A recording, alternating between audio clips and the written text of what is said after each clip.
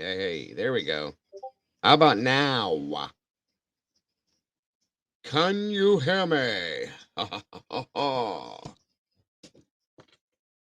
Hello? Can you hear me? Can you hear me? Can you hear me? Is it good now? Hello, everybody.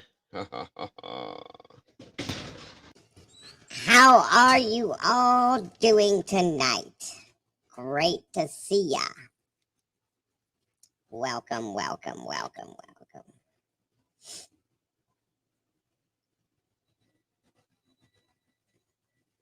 Good evening. Hello, hello.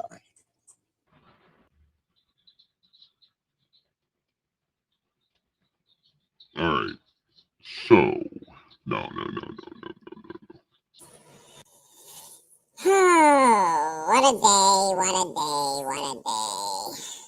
What have we here? Okay. Yeah, I'm losing it pretty quickly, guys. Pretty quickly. Just kidding. Just kidding. Just kidding. Welcome back, everybody. It's good to see you again. So great to see you all. I hope you're all happy to be here, as I'm happy to be here because you guys are absolutely Awesome! thank you. Um, nope, come back now. Your 8-year-old's a fan. All right, I'll give you guys a few more minutes. So, no.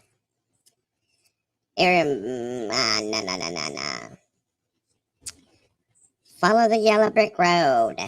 Follow the yellow brick road. Welcome, welcome. All of you awesome meatballs. It's so good to see you tonight. Actually, the other one is way higher. Yeah, sounds like I've been sucking on helium for about 3 days. Pretty wild. Yeah. Yeah, baby. All right. Okay. That's like starting to freak me out a little bit. Anyway, as I said, welcome back, everybody. It's great to see you here. Tonight, you all know we are looking into Evie Marie. The life and death and dark history behind Alcatraz prison. Boy, you guys are all laughing and smiling. Is it that fun? I'm gonna have to hear what it sounds like when I do it. Thank you so very much, Miss Brandy, the OG. Again, you guys all know that this channel is 100% crowdfunded. And again, we post the links for Venmo, PayPal, and Cash App just in case anyone would like to donate to support that channel. I would like to show you something, y'all. I got today.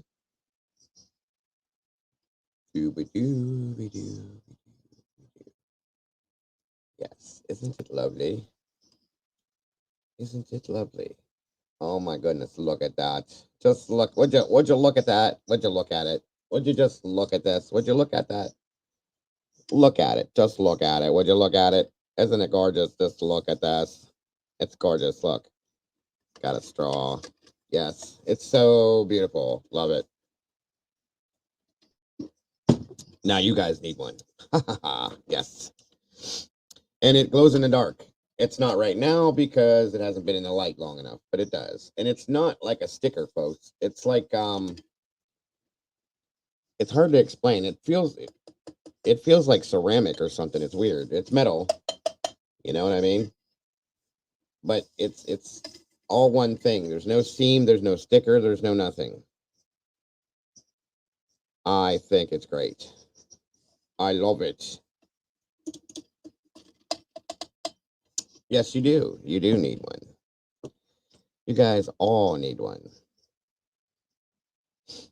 Big announcement from Cobra Kai. All right. So, yeah, some kind of an epoxy or something, right, Mandy? So, let's see who is joining us this evening. Miss Cammy Q's in the house. Welcome back, dear Mandy Joe. Of course. Good to see you. Miss Daisy Dead. Thanks for coming back, honey. Little brother, strike first. Good to see you, buddy. Thanks for joining us. Miss Carolyn. Always a pleasure to see you. Evie Marie, thank you for joining us. My friend Eddie, one made nut. Good to see you, bud. Miss Vicky Harrison, welcome back, my dear. Great to see you. Jen, welcome, welcome. Good to see you. T2014, always happy to see you. Bonnie Bailey, welcome back. Let me see. Stevie Irwin, I'm live. How about that? Welcome back. Good to see you. Good to see you. Let me see. Miss Brandy, the OG. We cannot do a live without her. Thank you so much for joining us, Brandy. Deb Tutro, thanks for joining us. Welcome back. Let me see. Yeah. I think that absolutely may have done it. Mikey, my mother bright. My brother Mikey's in the house. Miss Dana, good to see you. Thanks for joining us today. Mind your business. I won't. I can't. I will not. But welcome. It's good to have you here. Miss Pamela from the UK. Thanks for joining us, Pamela. Love to see you. Jen, welcome again. Miss Liza Rowe, Dewalla Bridge. Thank you for joining us again, my dear. Thank you. Thank you. Thank you. Dolphin 517. Great to see you. CL, welcome back. Good to see you as well. I think. Is that it? Is that it? Is that it? Miss Sherry, Wisdom Speaks is in the house. Good to see you. Crossroads Accounting and Tax, welcome. Good to have you here. Mr. Bobby Old Dude, thanks for joining us. Good to see you again. Melody Kingwood, welcome back, my dear. Thanks for joining us. It's great to see you. And I think that may have actually done it that time. Welcome, everybody. It's great to have you here tonight. As we take a little break from the monotonous University of Idaho case and go into something a little bit older, a little bit of history. Guys, we're looking at and telling the story behind the life and death and the dark history of the Alcatraz prison. Alcatraz, yes. I wonder what that sounds like. Let me say it this way. Alcatraz. Yeah, Alcatraz. Kind of cool. Mojo, what's up, Mojo? Mrs. M, good to see you. How about if the next time I go live, I do the whole roll like this? What do you think? Does it fit me? I think so. Maybe not. I don't know. Anyway, so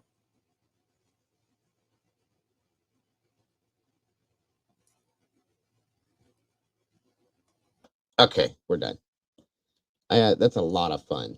It really is. I just gotta say. Pink Peony, good to see you. Mr. Mojo, thanks for joining us. Miss Amy Conway. What did you say? You're not late, so you can't say it. So buongiorno to you, my dear. Mandy. Red Mandy sounds like Van. Oh god. That was wrong. I'm sorry, I shouldn't laugh. Look, look, look, everybody.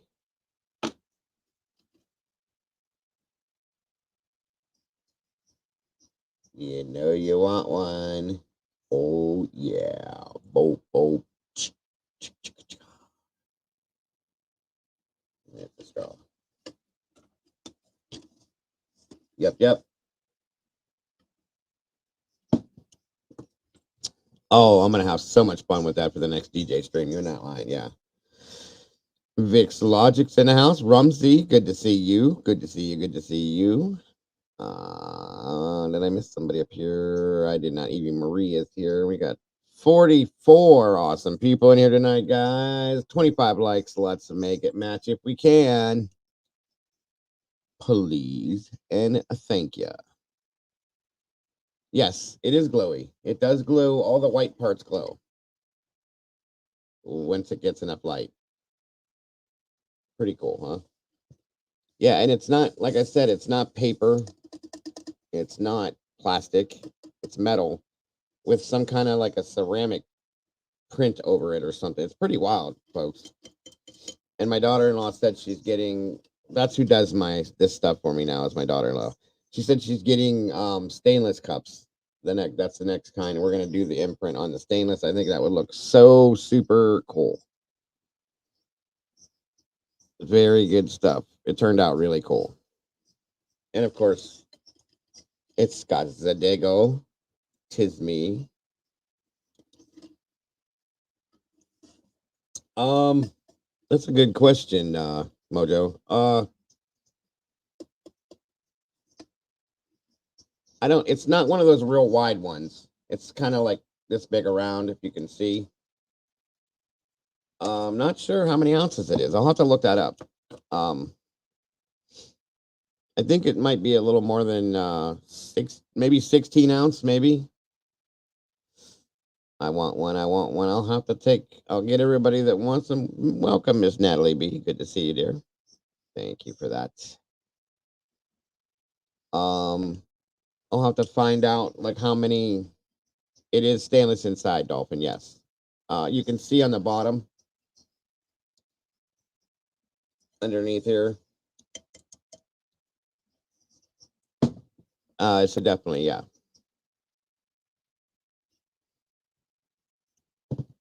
What's up, Kels? I changed some settings in here, hoping that I'll be good now. I'm so sorry for that. That really irritates me. I don't understand why.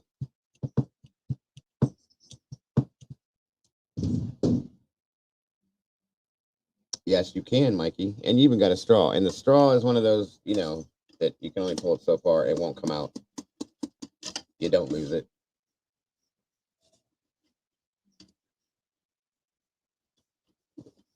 My own pretty little cup. I like it. I like it a lot. That's right, guys. Give me some likes. Let's make a match, guys. 49 of you with 32 likes. Please do it. Please do it. Please do it. Do you have your logo on a vector or SVG file? I don't believe I do, Miss Mandy. Is that something I should have? Or good golly in the world, Miss Molly's here. Yes, I need to talk to you after the stream, Molly, about something, if you don't mind. Home Shopping Network, what they go. Hey, hey. Yeah. I was also thinking about Capone. We're gonna get into Michael. We're gonna do what I'm gonna start. I think instead of Mauve Week, I'm gonna break it up into these evening shows, and we're gonna cover them and do that. You did not do nothing, Molly. Nothing at all, dear. You never do. At least I don't catch you doing it, I should say. Haha. So it's just about the thing that we'll talk about it afterwards. No big deal. I just wanted to let you know. So, as you all know, like I said, we're looking into the Alcatraz prison, the Rock. The Rock, yes. I love it. You guys are so great. Yes, you are. So, no meeting. I just have to talk to Molly, guys, about the graphic stuff. That's all. Nobody in particular. Nobody else. Just her. She's the only one that's in trouble tonight. But that's all, hon. Nothing serious. And no, you didn't do nothing wrong. What's up, Mr. Brian Hoffman? Thank you for joining tonight, sir. It is so great to see ya. Oh my God. Look at this chat. Awesome. Thank you all for joining me tonight. Oh, yeah. Gotta love it. Yeah, you do. You know you want one of these. You love it, don't you, Molly? Lolly, lolly, Molly. You are absolutely welcome, Mr. Brian.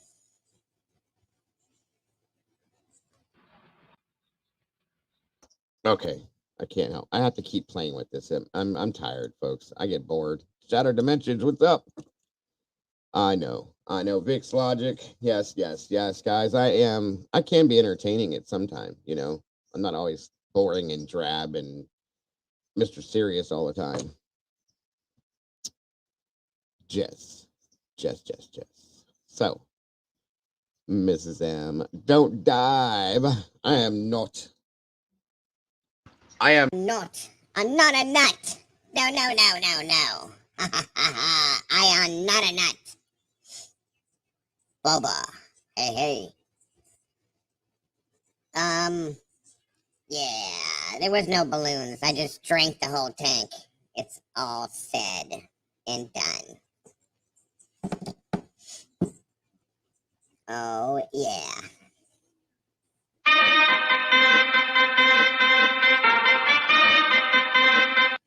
You love it, don't ya? Yeah. Okay. I really have to stop playing with this thing. It's just too fun. It's too fun, guys. You know, I'm too old and don't have fun anymore. So, it brings you so much joy. That's awesome. I love it. I turned it. It's all the way up, Mandy. I'm sorry. Oh wait a minute. Oh, wait a minute. Here, let's try it this way.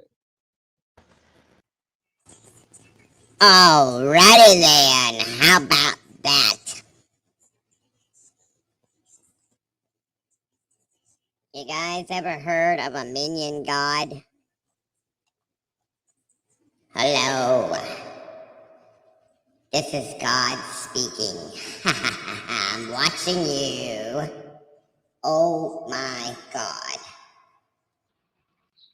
Oh, you. I see you all. You've been a bad boy. Turn it up. Oh, I thought you meant turn up the volume. I'm sorry. Okay. So, we need to get serious. We gotta be serious now. Very serious. Okay. I love entertaining you guys. Sorry. The wizard. Yes. I am the wizard. Glad I can make you guys laugh. Everybody needs to laugh every now and then. I am a complete goofball, so it is what it is, folks. All right. Again, welcome back, everybody. Now that I wasted all your time being a goofball, acting like a child. I mean, did you see my shirt today, by the way? Oh yeah, buddy. Scooby Doo, where are you? Yeah. I am a huge Scooby Doo fan. I love it. I love it. I love it. So anyway, let's get this down and get busy. Pink. Yes, yes, yes. We represent the Lollipop Guild. Somebody had me sing that the other day like that. Raro, Ruby Doo. Oh yeah. For those of you that have not seen this, I know some of you have, but I am a gigantic Scooby Doo fan.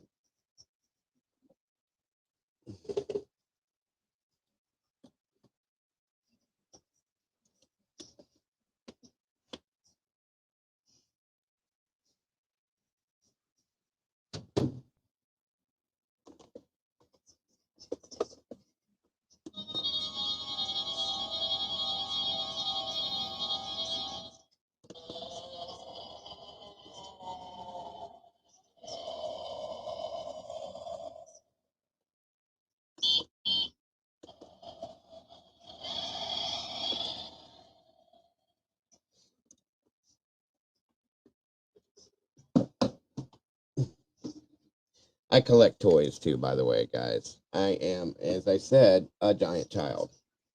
This vibrates when you pull the burger away. Yeah. So yeah, I love Scooby Doo. Always have.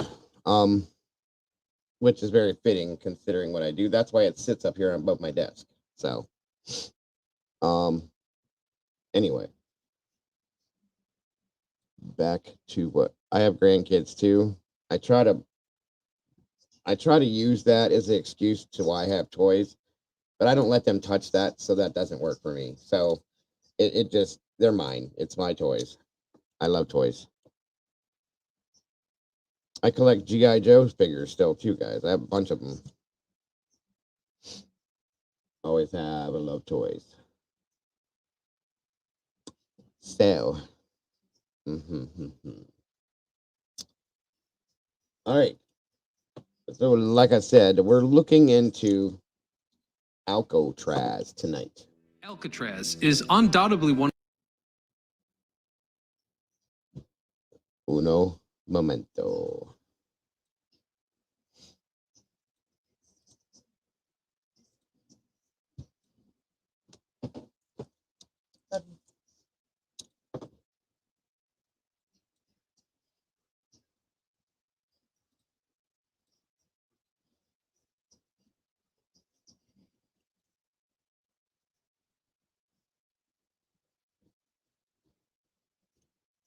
When it comes to my toys, I will not share. I can't. I love them.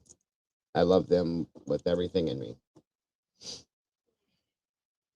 Hi, Dago. I have that toy. I have some old Fisher Price toys, keeping them to. Oh yeah, yeah. I do too. I have some older stuff too, but this is somewhat newer. But yeah, I love toys, guys. Yeah. I really do love toys. I always have. I've been a toy collector since I was probably about 23 years old. Roughly, yeah. I collect horror, like masks and different horror like things. I collect horror figures, like toy figures too. What's up, Kimberly? Thanks for joining us. Yes, I have lots of stuff, guys.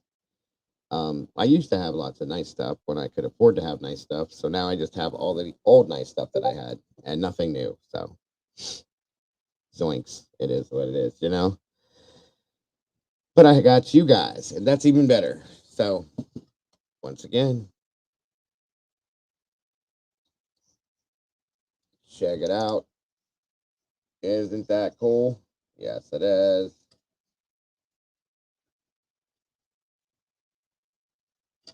Okay, I'm gonna stop now. I have to. I have to be a big boy now and start being an adult. Jen, you collect dirt. Um, do we need to have a private conversation, Jen? I mean, I can. We can do that if you'd like. It's okay. I. It's just between you and me. We'll have the conversation, and then we'll try to work something out from there.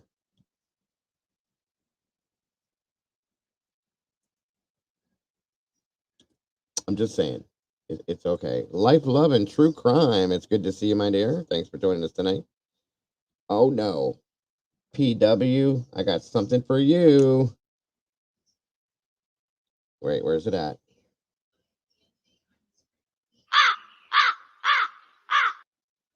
Oh my God.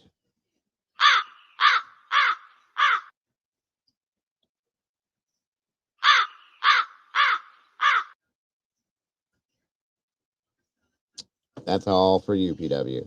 Just for you. I made sure of that.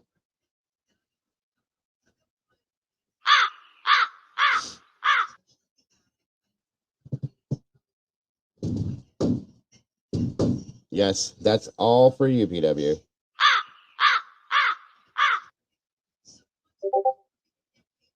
You gotta love it.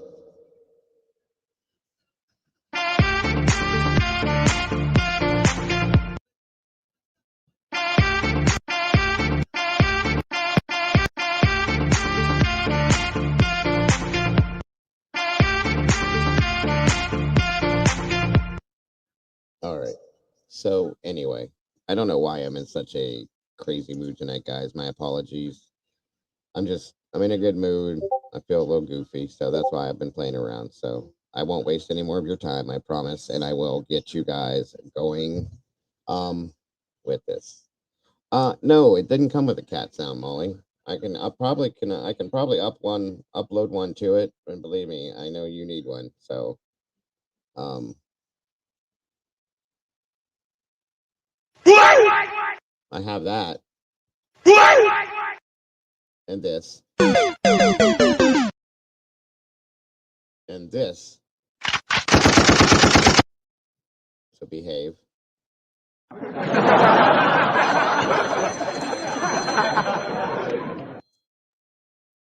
So sick of these calls. You guys, look. All day long. All day long. All day long. I'm sick of them. Okay. Moving right along. So I will kick this off with this, guys, and then we will get to moving. Alrighty. Again, guys, thanks for joining me tonight. I do absolutely love you guys. I appreciate you guys wanting to come out and spend this time with me in the evenings, take a little break from what we normally do, and just kind of have a little bit of fun, relax, kick back, and enjoy ourselves. Because that's what this is for me, is enjoyable. I hope it is for you as well. Molly is a cat call. I got a bird call. This is great. Yes. Yes. Yes, it is. All right. Moving right along. One of the world's most famous prisons. It's well known for housing incredibly dangerous convicts, from Al Capone to Machine Gun Kelly, and it has a long history of prison break attempts. However, its legacy doesn't stop there. You see, there lies a series of remarkably preserved tunnels and buildings just inches below the surface, remnants that stand atop the island's little-known past from the Civil War. Today, we discover the mystery of Alcatraz's lost tunnel system. I'm your host, Ryan Sokash, and you're watching It's History. Today, we discuss the many hard realities of prison life and all the things a man might miss when he's doing time. Priorities that are important to anyone: a loving relationship, good fitness, and skincare. This video is sponsored by Tej Hanley. They have helped me start and maintain my skincare routine by making the entire process uncomplicated. Funny because your skin should exclusive monthly deal and the island with it. After the island got its name, chartered it. Because there were so many pelicans, he actually named it the Island of Pelicans. It wasn't until after the Mexican-American War that the United States gained control over California and the island with it. After it was sold to the United States government in 1849, the U.S. Army quickly took advantage of the island's strategic position. In 1853, construction started on a fortress. Yeah, Michelle, I'll be here tomorrow. And just like I normally am during the day, between 12 and 12:30. Let me see here. We'll show you the link if you need it. For future tomorrow, whatever it is, the Cash App, the PayPal. If you use Cash App, that's perfectly fine. I did have it up here. Hold on a second.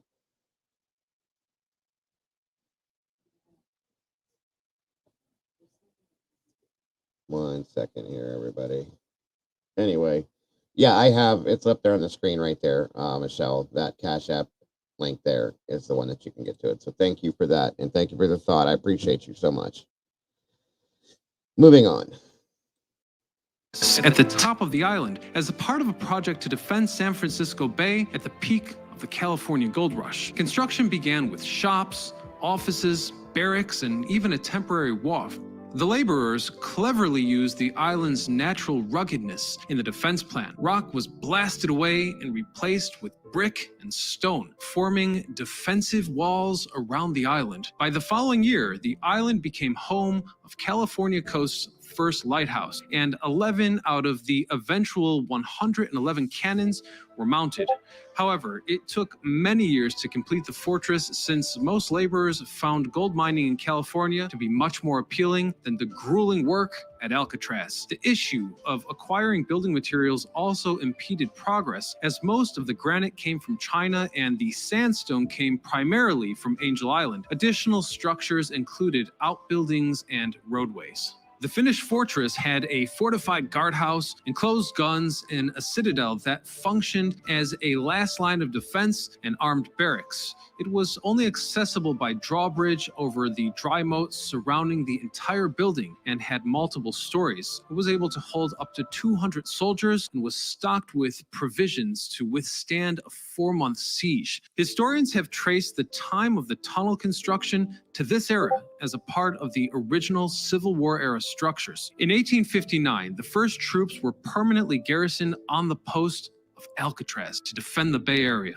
It wasn't long before Fort Alcatraz became one of the most powerful coastal defenses in the West, and with that, other forts started sending deserters, escapees, and other prisoners to the island, thanks to the frigid water and swift currents, making it extremely difficult to escape. On August the 27th, 1861, the island was officially declared a military prison for the Department of the Pacific. Just 2 years later, the Union Army learned about the plot of a group of Confederates who planned to overtake San Francisco Bay. They intended to use an armed schooner to capture a steamship, which they would then use to blockade the harbor while they launched an attack on the fort. Their plan was exposed to the Union officials thanks to the schooner's captain, who bragged about it while drinking in a tavern. The United States Navy then seized the ship, arrested the crew, and towed the boat to Alcatraz. The schooner Confederates were captured and sent to join all the other military prisoners alongside civilians who were arrested for treason.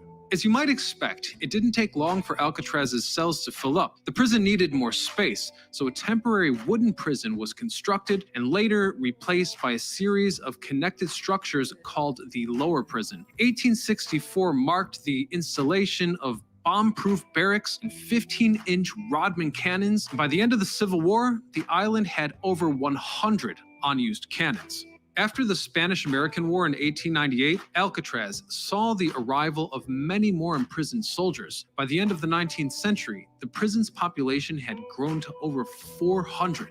Those in charge faced a familiar issue. The prison was running out of space. This led to the construction of a new complex called the upper prison, while the lower prison was turned into a workshop for prison labor. While the upper prison was initially made of wood, it was later rebuilt with concrete after a fire in 1906, but it would only be a year before one of Alcatraz's most significant transformations. Thanks to the expansion of the US Navy, it became more and more evident that Alcatraz's military capabilities were no longer necessary.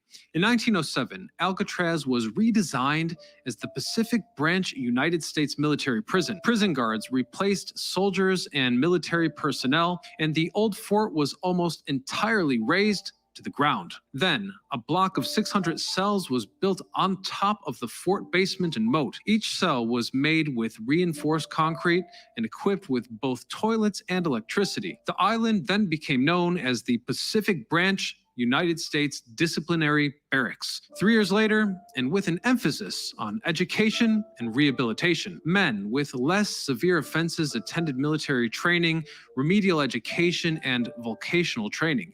This program was allegedly so effective that most soldiers were restored to act.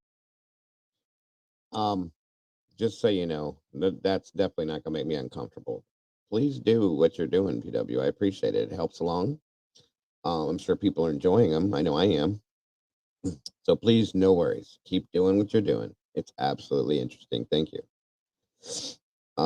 By any means whatsoever, you making me uncomfortable. None. And I appreciate you. Thank you.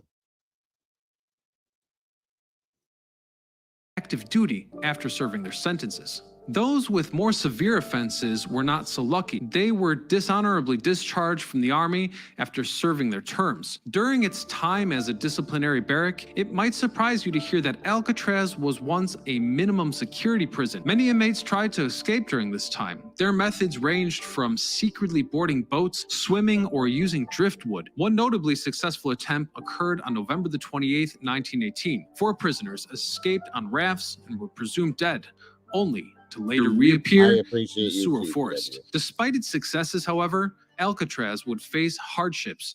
soon after. By 1933, it was clear to authorities that Alcatraz was much too expensive to operate. Its remote location helped and hindered it. While it was extremely difficult for prisoners to escape, it also made it difficult to import supplies. Coincidentally, Alcatraz fell into difficult times during the gangster era, brought on by the lingering effects of the Great Depression and Prohibition. Violence swept cities by storm, and existing prisons struggled to contain the swell of escapees, rioters, and gang-related murders. In response to this crime wave, President Hoover proposed that Alcatraz be transformed into a super prison. This super prison would house only the most dangerous criminals and provide them with no means of escape. It would also ideally intimidate and deter would-be criminals. And after several negotiations, Hoover's plans succeeded, and Alcatraz was transformed into the Bureau of Prisons in October of 1933. 1934 marked the end of Alcatraz's occupation by the U.S. Army and its transition into a prison.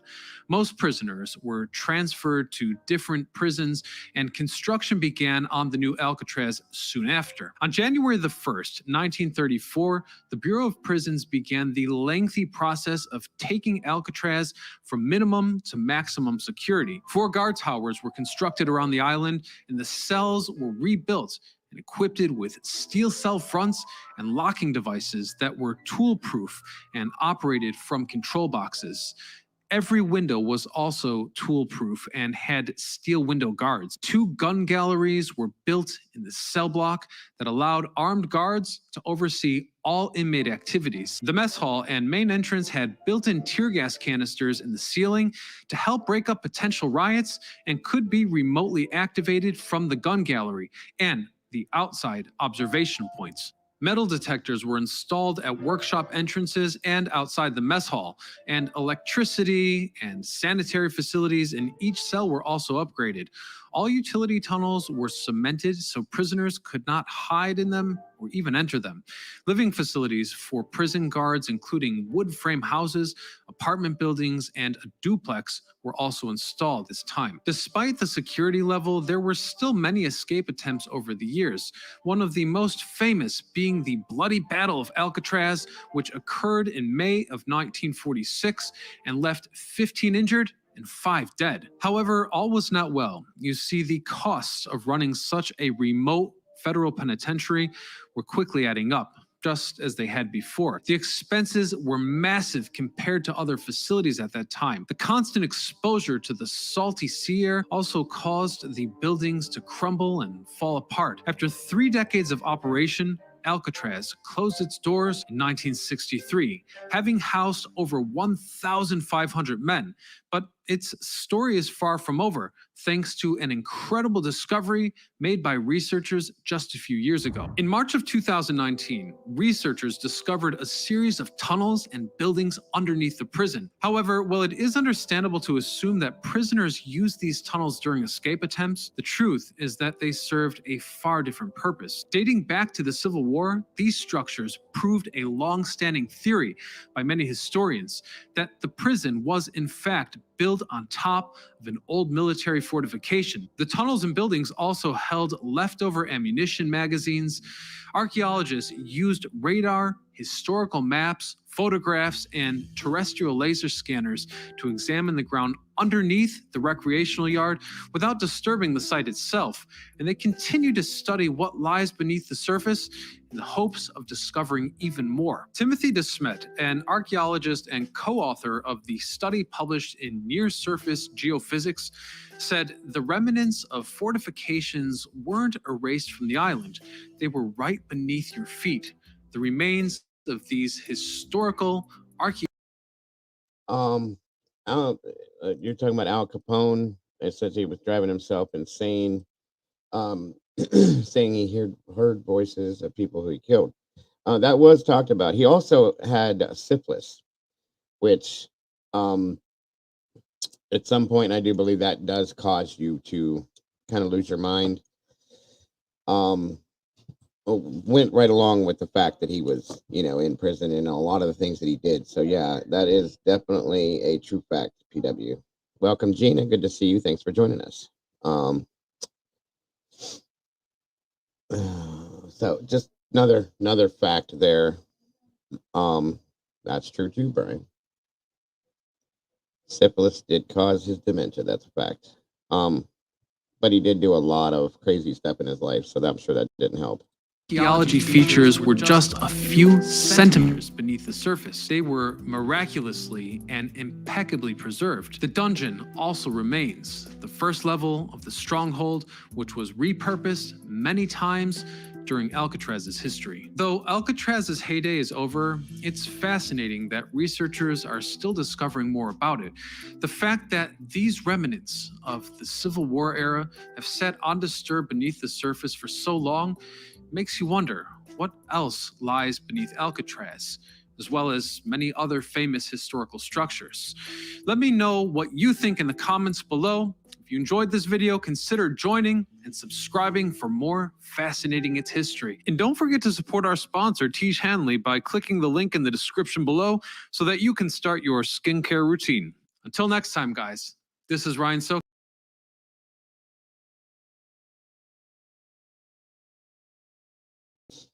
All right, and that's how we're going to start that off.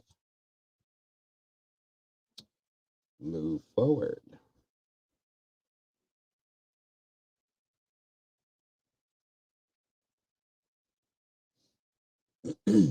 San Francisco. All right. Diego starved me to death this afternoon. What are you talking about, Brian? I don't believe I had any control over whatever you may have eaten, my friend. Or not eaten. V Slims, it's so good to see you. How are you this evening? So great to see you.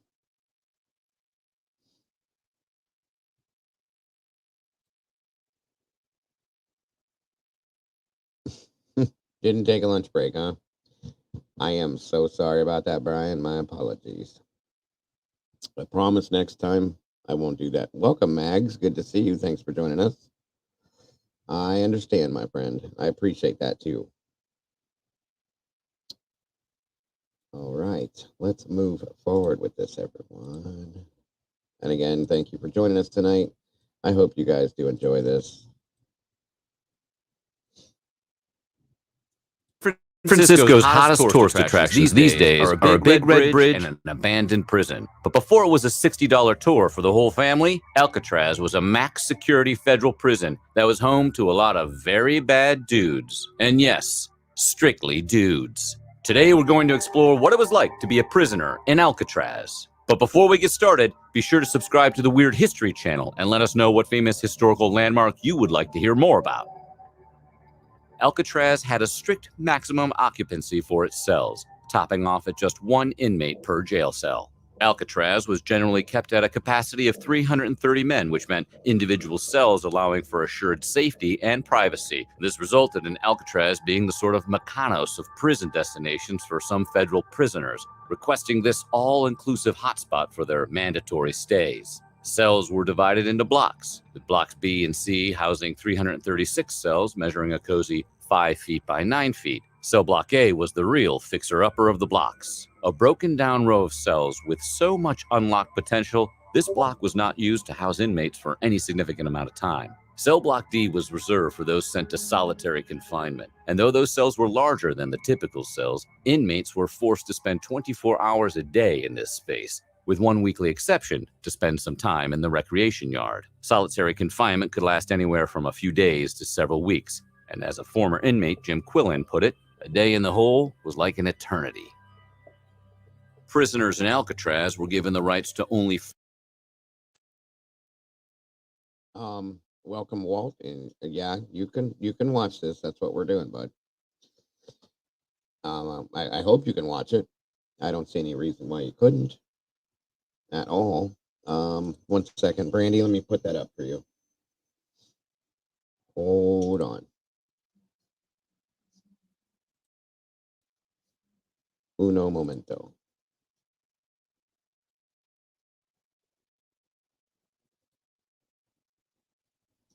All right, that's pinned, and there you go for Brandy's message. You're heading for chocolate. All right, Brian, be careful. Be careful, my friend. Be careful, please.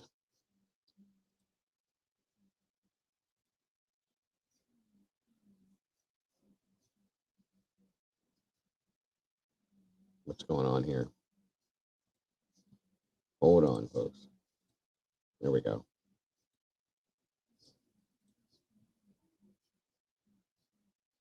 I agree, Rumsey. I agree. And we're going to be covering him as well. Excuse me. Well, he tried to take his own life. He would die in 1936 while trying to escape. So what do you think of Alcatraz? Let us know in the comments below, and while you're at it, check out some of these other videos from our Weird History.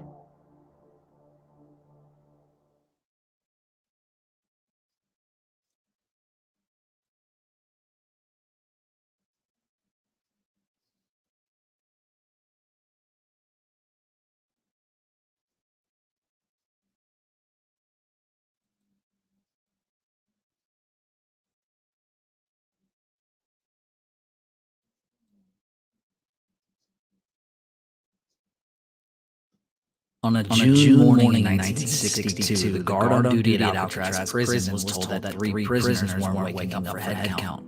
Having been on duty all night, the guard was irritated, and he went over to the cell of a prisoner named Frank Morris and yelled at him to get up.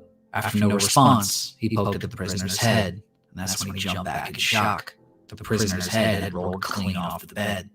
But the head wasn't a human head, it was a fake dummy head. Quickly they realized that in the bed of the 2 others was the same fake dummy heads made out of wax, soap, toilet paper, and hair clippings from the barber shop. After 6 months of tedious planning, these prisoners snuck through a vent in the back of their cells in the middle of the night. They escaped up an unguarded utility corridor to the top of the roof. The 3 had fastened more than 50 raincoats together to make a rubber raft. They slipped down a smokestack to the shoreline of San Francisco Bay, disappeared in the night. These three prisoners were never seen again, and their bodies were never found. To this day, it's debated whether they made it out alive or perished in the frigid, rough waters of the bay. This is the escape at Alcatraz.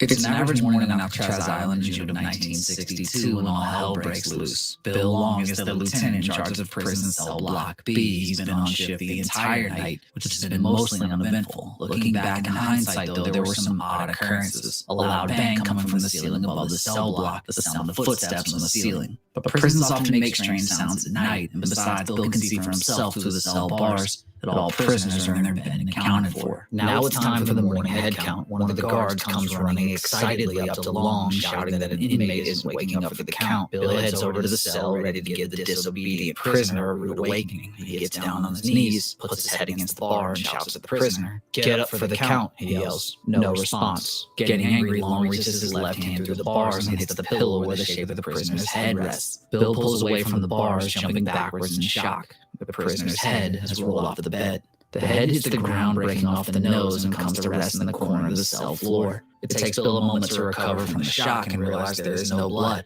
In the dim light of the cell, Lieutenant Long registers what he's looking at. Not a head of flesh and bone, but a dummy made of papier-mâché and plaster. The cell is empty. Bill sprints to the phone and calls for the alarm to be sounded. There has been an escape. It takes a while longer to discover that not just one, but rather 3 cells are filled with paper dummies. The 3 missing prisoners are determined to be convicted armed robber Frank Morris and the convicted bank robbing brothers Clarence and John Anglin. By that time, the authorities have been notified and a manhunt for the escaped prisoners is already underway. Boats scour the bay and patrol far out into the ocean. Officers search every corner of the island. Local police for hundreds of miles look for any sign of the men. Authorities make public address announcements assuring anxious civilians that the escapees will be found. Is that better, guys? I'm sorry about that. My apologies. Dead or alive, but they aren't found. The search continues with days stretching into weeks, weeks into months, and months into years. Gradually, a few pieces of evidence do turn up, shedding light on the prisoners' plans and their possible fate. A makeshift paddle is found floating offshore of Angel Island. A life vest made out of prison raincoats washes up on the shore of a Northern California beach. A Norwegian shipping vessel reports a floating body face down in the ocean just a few miles past the bridge wearing a navy blue pea coat. But the most important evidence never turns up: the bodies. Over the years, the mystery deepens. Simple coincidences like flowers delivered on a mother's birthday and a reported sighting in foreign countries start to give hope to the possibility that the men might have successfully made their escape. 17 years later, in 1979, the FBI officially decides to pack it in and close the case. The circumstantial evidence is enough for them to conclude the men probably drowned in the frigid water of the San Francisco Bay.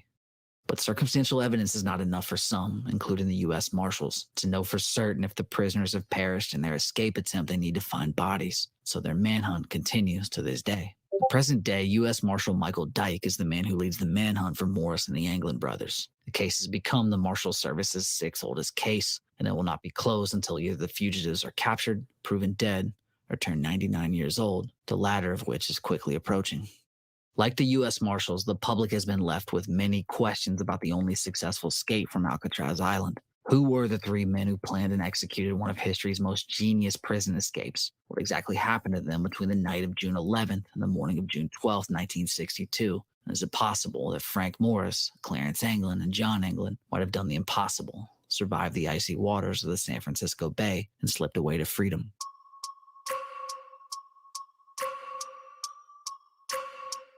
Let's meet Frank Morris. When Bill Long entered the first empty Alcatraz cell, he began to piece together the details of an escape plan that was unlike any other. From papier-mâché dummies to homemade tools to social manipulation of the prison guards, every piece had been meticulously laid out over the course of 8 long months. The plan came together through a combination of creativity, ingenuity, and a bit of luck. It all started when a single prisoner was transferred to Alcatraz. Frank Morris, prisoner AZ-1441, was sent to Alcatraz in early 1960 to serve 14 years. He had been serving a 10-year sentence in a Louisiana prison for bank robbery, but he had managed to escape and evade authorities for nearly a full year. After he was recaptured committing another robbery, he was sent to Alcatraz. Morris was a man who might have done great things in the world if only he had been given a few breaks. He was abandoned by his parents early in life and orphaned at age 11. This sent him through a series of foster homes, and by the time he was 13, Morris had already turned to a life of crime, and he would spend the next 30 years in and out of prisons. Despite this rough upbringing, Morris was extremely intelligent. He had tested with an IQ of 133. He was also personable, often making friends with his fellow inmates. In one of his many stops in a Florida jail, Morris had befriended an inmate named Alan West. Like Morris, Alan West had a penchant for escape attempts. This habit eventually got West sent to Alcatraz in 1957. When Morris would arrive 3 years later, West would become the first friendly face he could begin to plot with. But the most fateful connection Morris made during his years before Alcatraz came during a stint at the Atlanta Penitentiary. There, he made a connection with a pair of escape artist brothers named Clarence and John Anglin. That meeting would prove crucial when the Anglin brothers arrived at Alcatraz themselves a few months after Morris, not just fellow prisoners, but placed in the very cells next to Morris and West. First, this coincidence might seem shocking. How could it possibly be that 4 lifelong convicts with dozens of escape attempts between them be allowed into not just the same cell block, but literally adjacent cells? But it's important to remember that Alcatraz existed just for men like Frank Morris, Alan West, and the Anglins. Escape artists that no other prison could hold. What the warden and guards of Alcatraz would soon find out was that in these 4 men, the rock had finally met its match.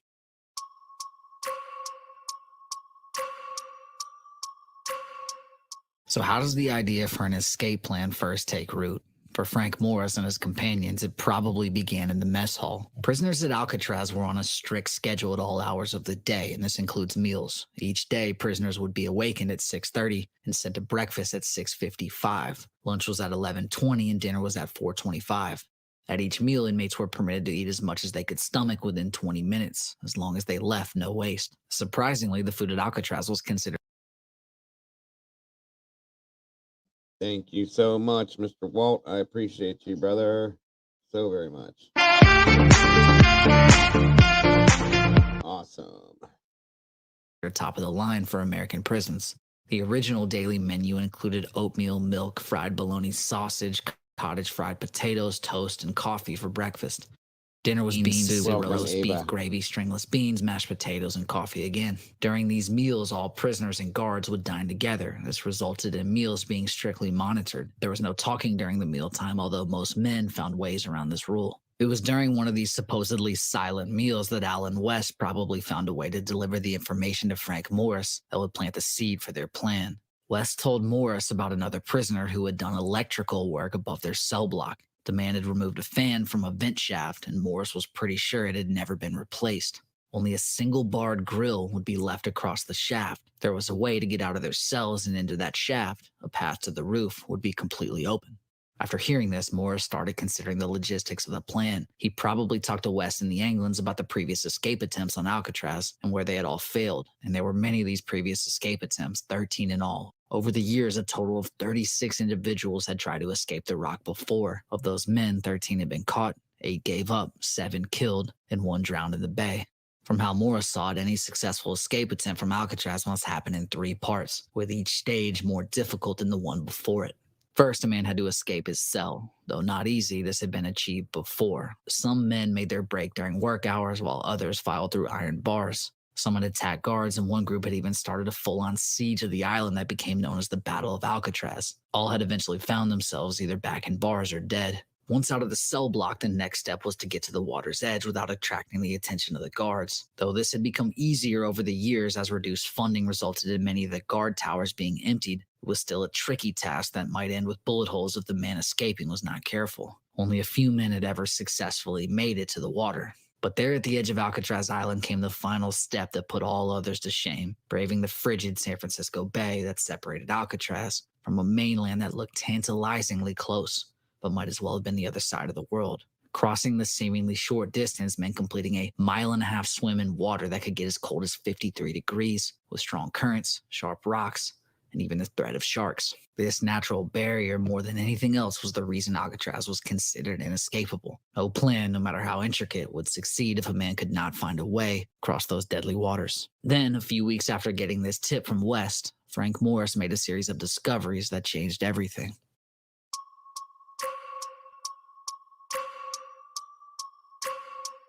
The discovery that changed Frank Morris's life came only from enduring the unending boredom of living in a cell. In between meals at Alcatraz, prisoners' lives remained highly structured. Like most prisons, time was spent mostly inside the cells. Every night from 5:30 p.m. to lights out at 9 p.m., the prisoners were locked in solitary cells. At Alcatraz, these cells were not the height of luxury. They were small even for a prison, 5x9 rectangles with minimal creature comforts. Inside was a steel bed, a straw mattress with a simple lumpy pillow, a toilet with no seat, and a sink that ran with only cold water. Above the sink was a single shelf to hold personal items that prisoners might buy from inside the prison. With many hours a day spent sitting in the empty concrete room, a prisoner got to know every inch of his cell. One day, potentially out of sheer boredom, Frank started picking away at the concrete wall. To his surprise, entire chunks of the concrete began crumbling away from the wall. Think the movie Shawshank. In almost no time at all, he had chipped a small indent in the concrete. He stopped before a hole in the wall became noticeable, but he knew the discovery he had stumbled upon was important. And as he thought about it, a plan began to form in his mind. Every cell had a 6x9-inch vent that allowed air to flow in from a utility corridor behind the wall. On its own, the vent shaft in the cell was far too narrow to squeeze through. But now, knowing the ease at which he had picked away the crumbling concrete, Morris thought he might be able to expand the vent hole wide enough to crawl through. He also realized with excitement that the corridor behind the cell would be the same corridor that Alan West had told him about in the dining room, the only one where a single grill plate blocked the route to the building's exterior. With the right tools and enough time, he was certain he could tackle the first problem of Alcatraz and escape his cell.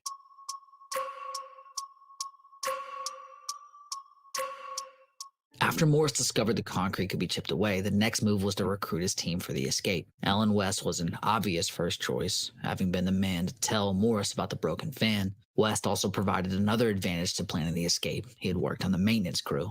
Despite the sparse life in an Alcatraz cell, there were actually perks of being held at the Rock compared to other prisons. One of the biggest was the work program. In order to prevent the type of idleness that might result in fights or escape attempts, almost all prisoners at Alcatraz were given jobs. These jobs were a wide variety of occupations offered to inmates, from jobs running the prison itself, including cooking and cleaning, to working in the island's factory or laundry facilities. Alan West's job on the maintenance crew was particularly valuable. In order to do jobs such as painting or repairs, he was allowed to access parts of the prison forbidden to other inmates. In the months before Morris had arrived at Alcatraz, West had used this access to case much of the prison facility. West's job also gave him access to a variety of tools, including a pair of old star drills that he carefully passed along to Morris and the Anglins after they had joined the plans. Each of the other men in the escape plan held strategic jobs where they would have access to important materials needed for the escape. Clarence Anglin in the barbershop, John Anglin in the laundry. It wasn't hard for Morris to convince West that they were the right pair for the team. Once that team of four was set, the men got to work. In addition to the star drills, they stole spoons from the mess hall that they had filed down into digging instruments. With these tools, the digging stage of the plan began in full. Over the next few months, Morris, West, and the Anglins all chipped away at the concrete around their vents. Dug in the evenings, their noise covered by the sounds of the prison's daily music hour. Frank Morris even ordered an accordion so that he could contribute to the noise that covered their work. All four men followed a strict system, digging in shifts, 2, while the other 2 stood watch. They were careful to only chip away a small bit of the wall each night, an amount discreet enough to be carried in their pockets to their recreation yard the next day. Again, think the movie Shawshank. They covered the growing holes where their vents used to be with cardboard replicas made out of magazine pages and paint. The holes grew a bit each day until finally Frank Morris squeezed through into the utility corridor. He hurried through the corridor to the vent West had told him about, and sure enough, he could see light flowing in from the outside. Freedom from the cell block was mere feet away. The first stage of the plan was complete, but a whole new set of challenges stood between the prisoners and the waters lapping. I don't know if you guys have seen the movie that came out years ago. Clint Eastwood was in it. I mean, it's a great movie. It may be a movie that I would not mind watching in here in the Discord for a movie night. Guys, I loved the movie. I really did. When I was a kid, I loved the movie, and I still like the movie. So check it out if you haven't seen it. I'll show you guys the trailer for it here when we're done. And you do got to check it out, though. The island's edge.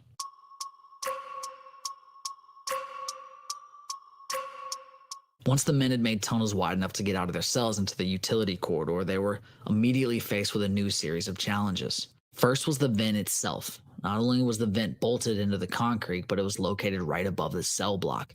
This meant that they would need to spend weeks, if not months, meticulously breaking through the bolts, all while in full view of the guards below. Once again, it was Alan West who solved this problem. He was already assigned to routinely sweep the top of the cell block, which was constantly dusty and dirty with paint chips. He convinced the guards to let him hang a drop cloth to prevent this debris from being swept down to the clean cell block floor below. The guards agreed. Just like that, the 4 men now had their own hidden workshop on top of their cells. Being seen on top of the cell block was not the only way the men had to worry about being caught while they worked. They had to deal with the fact that any time they were in their workshops, they were not in their cells. If a guard walked and saw the empty cells, everything would be ruined. This was where Clarence Anglin's job in the barbershop became key. Using the cardboard and paints that had already been collected for the fake grates, the Anglins had requested the paints as part of a growing interest in portraits. Each of the men built a papier-mâché replica of their own head to leave in their bunk while they were away. The finishing touch was the real human hair that Clarence collected from the barbershop. After making the heads, the men could slip away to their workshop, confident that any passing guard would see all 4 of them still asleep in their cells. The last problem in this stage was the most important, actually getting through the bolts that held the grate in place. Over the next few months, they gradually filed away the bolts. When a bolt was finally removed, it was replaced with a fake made out of soap, just to avoid suspicion. Meanwhile, as the men toiled away in their hidden workshop, it became time to address the final part of the escape plan, crossing the deadly waters of the San Francisco Bay. Morris, West, and the Anglins had no delusions about the dangers lurking in the waters off Alcatraz Island. The freezing water and fast currents would be nearly impossible to outswim. Besides, even if they managed to crawl onto the beach, they would most likely be far too exhausted and hypothermic to mount any further escape. Simply put, swimming was not an option. These men needed to find a way to cross the bay while staying as dry and energized as possible. Ironically, Alcatraz itself provided the answers to this problem. One day, while Frank Morris was flipping through the prison's copy of the magazine Popular Mechanics, he stumbled on an article that immediately caught his attention. The article highlighted a man from South Dakota who made his own homemade rubber geese as decoys for hunting. In 3 pages, the article ran through the simple process to turn scrap rubber into watertight floating objects shaped like a pontoon. An object that, if built at a larger scale, would operate identically to a raft. A few months later, a second article came out in the same magazine. This one highlighted the process to construct a homemade life preserver made only through rubber and heat. It seemed like a stroke of luck, almost too good to be true. Because of the frequent rain on the island, prisoners were all given rubber raincoats to use when outside in the yard. If there was one material that men interned at Alcatraz had access to in abundance, it was rubber. While the other men worked on the bolts, Alan West took the lead on building the raft and life jackets. He collected more than 50 raincoats from the other prisoners and sealed them together using glue from the prison workshop and a hot pipe in the maintenance corridor. Men also built makeshift paddles from plywood to steer their rafts. The summer of 1962, all the pieces for the escape were in place. The men had a clear path out of their cells, through the utility corridor, onto the roof, and down to the ground. From there, they had 2 rafts and life jackets ready for their paddle off the island. The plan was finished. Now it was the moment of truth. It was time to escape the rock, or die trying.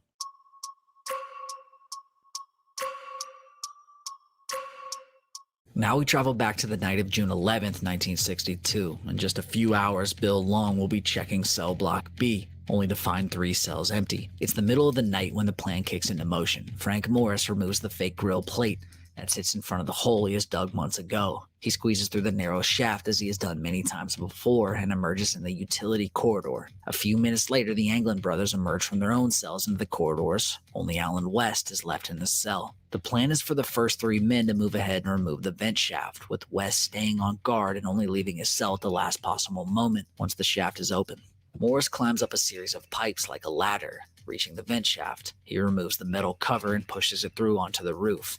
It hits the roof with a loud clang that echoes through the whole cell block. All 3 men freeze. Down below, the guard on duty hears the sound. He calls the prison control center to report the noise. The control center has access to microphones placed throughout the cell house. Luckily, the officer in charge thinks the crashing sound must have come from the hospital area. A guard is sent to investigate the infirmary, but finds nothing out of place. Meanwhile, in the utility corridor, the prisoners wait anxiously. As minutes pass by without an alarm sounding, they realize their plan is still safe. Morris returns from the vent shaft and crawls back to the space in the corridor opposite West's cell. He gives West the sign that it's time for the last man to leave his cell. Alan West lowers himself to the floor and gives a swift kick to his vent grill, expecting it to immediately break free. But the grill doesn't move. West kicks the grill a second time and then a third. Still, the grill seems to be stuck in place. Morris whispers to West, asking him what the trouble is. The men work together, trying to get the stuck part of the vent free, but it doesn't come loose. A quick decision needs to be made as valuable time is ticking away. Morris tells West he's going to get the Anglins in return. Clarence Anglin returns and lends a hand for a while, but it is of no use. The men are out of time and risking their own escape as they wait for West. They need to move on without him. Morris agrees to leave West everything he would need for the rest of the escape in the air vent, just in case he is able to find a way out of his cell. As West watches his friends disappear from view of his cell, he knows his best chance at freedom has just disappeared. The 3 men move back into the utility corridor. They scurry up the vent shaft and onto the roof. Under the cover of night, they crawl across the roof until they reach the kitchen stove vent pipe. From there, they climb down to the ground and crawl until they reach the outer fence. Using a pair of makeshift wire clippers, they cut through the barbed wire and climb over the fence. Once over the fence, Morris and the Anglins stop for a moment to listen for the sound of alarms. But the night is silent. Nobody has seen them, and none of their fellow prisoners have raised the alarm. 3 men reach the edge of the cold black water. They inflate their pontoon raft using Frank Morris's accordion, which has been converted into a makeshift air pump, and climb aboard. Beyond the blackness waits either freedom or a frigid, watery grave. Prisoners push off from the island and disappear into the darkness forever.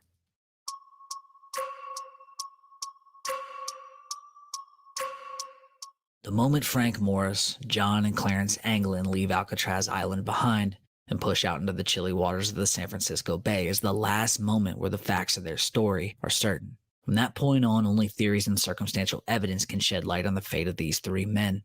The next morning, Bill Long discovered the dummy heads inside the cell. The search began immediately after that, with bloodhounds combing the island and tracking the men's scent to the edge of the water. The workshop above the cell block was eventually discovered. Not long after, Alan West confessed to his part in the escape. Knowing that by this point his friends were either free or dead, he felt no remorse about revealing the whole plot to authorities. Or at least what sounded like the plot. Here's where things get interesting. West explained to authorities that the plan was for the men to paddle not directly to the mainland, but first to nearby Angel Island. From there, they would head to the mainland, break into a clothing store, and steal a few cars. If this was indeed the men's plan as West told it, then it almost certainly failed. The tides would have been far too strong that night for the men to reach Angel Island, and no robberies or car thefts were reported. But what if West had not told the whole truth? Other inmates who heard of the plot corroborated the Angel Island story. In fact, the story that the crew was headed to Angel Island seemed to be known by so many other prisoners it was almost suspicious. Is it possible that the whole Angel Island story was a lie? A story planted among the prisoners of Alcatraz months before and shared by West to send authorities scrambling off in the wrong direction. As the manhunt expanded off the island into the mainland, the first evidence of the men's fate emerged. 3 days after the escape, a homemade paddle washed up on Angel Island. It is determined to be the paddle that was originally supposed to be used by Alan West. The next day, Clarence Anglin's waterproof bag was found in the waters between Alcatraz and Angel Island. The bag contained letters, photos, and other personal items that seemingly the men would not have parted with lightly. Later, all 3 life jackets were found in the waters near Angel Island. Putting all these pieces together, authorities developed their theory of the night. The men headed for Angel Island, only for their life jackets and raft to rapidly deflate. Though they would have tried to keep the raft afloat by blowing in air manually, they were fighting a losing battle. They never make it to the shore, and all 3 drown in the icy waters of the San Francisco Bay. It's a tidy little theory that wraps the case up perfectly. But with months to plan every detail, could it be possible that all this evidence was simply a cover created by Frank Morris? What if the men did make it to the mainland that night? Evidence supporting the men's survival is small, but over the years it starts to accumulate. Robert Chechi was an officer with the San Francisco police. He reported seeing what he described as a pristine white boat out in the bay on the night of the escape. It had no lights on, but appeared to have someone on board shining a flashlight into the water. The feds surveil the house of the Anglin's mother, hoping that they will catch the brothers through their family. The Anglins never contacted their mother, but a Christmas card was delivered every year with no return sender. The story that the Anglins escaped is the story that their family has passed down for generations. Distant relatives now publicly tell the Anglins made it to shore and briefly visited their first cousin, Alnita Miller. She sheltered them for 1 day in her house in the city. From there, the family legend says the brothers fled the country and eventually landed in Brazil. Decades later, a photo emerges, reported to be the Anglin brothers in Brazil 13 years after the escape. In the photo, 2 men wearing sunglasses stand next to a large termite mound. The men's faces have aged, but the resemblance to the Anglins is unmistakable. Even forensic experts who have examined the pictures have concluded that it is likely the 2 brothers in the photo. But the most intriguing clue did not emerge until 2013, when a letter was sent to the FBI office in San Francisco, reported to be written by John Anglin. The letter claimed that John was the last surviving member of the trio, but was dying of cancer. John said he would come forward and tell his whole story if he was publicly guaranteed only 1 year of jail time and medical treatment. However, the letter contradicts the famous Brazil story, as it claims that John was living in California and seems to make no reference to leaving the country. An FBI laboratory ran tests for fingerprints and DNA, but the results came back inconclusive. So the FBI buried the letter and it did not become public until 2018. If the letter was truly from John Anglin and he was telling the truth about his own health, then it likely means the last man who knew what happened in those icy waters off the coast of San Francisco has now taken his story to the grave. So, all that remains is a final judgment. Did the men drown that night, or did they make it to land and disappear to freedom? It's of course fun to think that they made it, and if you're in that camp, there's one final part of the story that may convince you even further. It's the story of the man responsible for giving us the famous Brazil photo. Frank Brizzi was an international drug smuggler who grew up with the Anglins in Florida. During a trip to Brazil in 1975, he claims to have run into the Anglins in a bar. After spending time with them and hearing their story, he snapped a famous picture, which he brought back to their family at the brothers' request. The family keeps a recording of their conversation with Brizzi. In the recording, he tells of his time spending a few days with the brothers, including an odd adventure where the trio went down to a lake near the farm, attached a rope to a boat rudder, and then body surfed on the water. Brizzi claims the brothers told him that this was how they made their escape. He says they were towed to freedom by a passenger ferry using 120 feet of electrical wire that was reported missing from the dock. The timeline matches, as the ferry left just after midnight on the night of their escape. If you take Brizzi's story and you combine it with the mysterious sighting of the white boat in the bay, it paints a convincing picture of what may have happened that night. The 3 men could have hitched a ride behind the ferry to the middle of the bay. From that point, they were picked up by an outside party that they had somehow coordinated with from inside the prison. When the white boat arrived, it scooped up the prisoners and shuttled them off to safety. From there, the men would have left the country and cut ties with anyone who might have been able to give away their location. But I think it's only fair to consider the opinion of the man who has spent more time studying the case than any other, U.S. Marshal Michael Dyke. While Dyke isn't convinced by the Brazil photo, he does leave the possibility open that the men survived their icy journey across the bay. But for Dyke, the most convincing evidence that the men didn't make it is the suspicious silence of their supposed lives and freedom. When asked in a 2017 interview about his thoughts on what happened that night, he said this: "As far as that's concerned, as well, if any of them were still alive, all three of those guys would have reoffended in some way, shape, or form, because they're all career criminals. There's no indication whatsoever that they would have turned over a new leaf right after the escape, because they've all escaped before, and every time they've reoffended." But it's fun to think Frank Morris, John Anglin, and Clarence Anglin would have been willing to go straight just to remain free men. For a trio of men who had spent most of their lives behind bars, perhaps the price that they had paid for freedom was enough to change even career criminals. Maybe the taste of free air and the feeling of waking up without a schedule or a guard outside the door were luxuries worth changing for. Whether they hid out in California, Seattle, or Brazil, it's more fun to imagine that the only three men to escape from the Rock all lived to be old men, keeping between them the ultimate truth of the greatest prison escape ever achieved.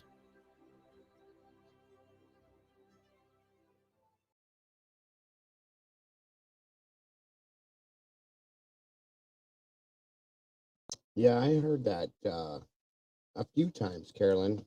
San Francisco's hottest tourist attractions these days are a big red. What are you guys talking? You guys talking about Idaho still? Crazy people. All right, give me a minute here, folks.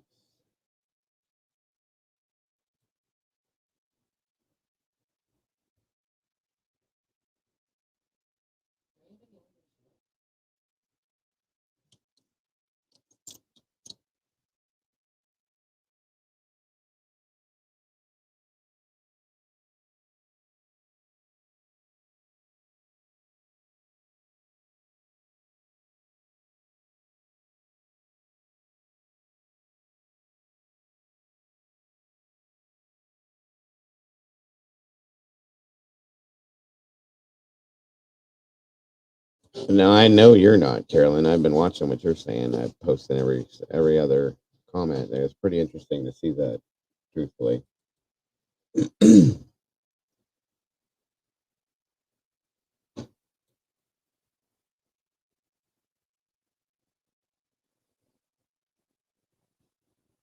One second, everyone.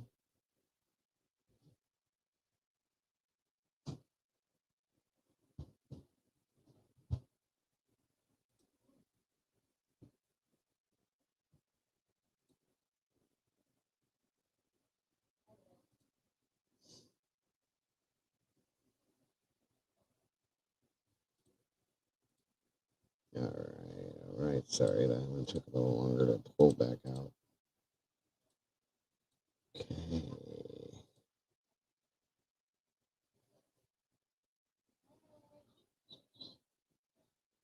Yeah, I know. Absolutely, Slims. I know. I like. I heard the chord theory years ago, folks, and that makes sense to me. That's why I think they didn't find anything, because I think they got out. I really do. It's always mesmerized me, the whole story itself. So,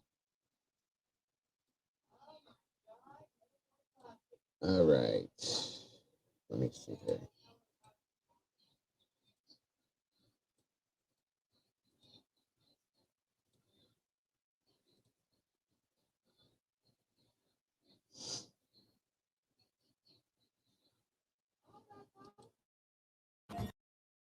Honestly, Vicky, I do. Personally, I think they did. Um, Based on the things I'd heard, the stories I heard, and then later down the road, that chord theory appeared, and I went and researched that, read it, and it makes perfect sense. And so I absolutely do believe that they escaped. And I think that what that guy said about them not being able to believe that they reoffended, that they went straight. Of course, they went straight. If they escaped from this prison and were able to stay free, why would they not? If they got a last chance to do this. These guys were escape artists. Every one of them, basically, tried to escape multiple places. So, in my opinion, I think they did.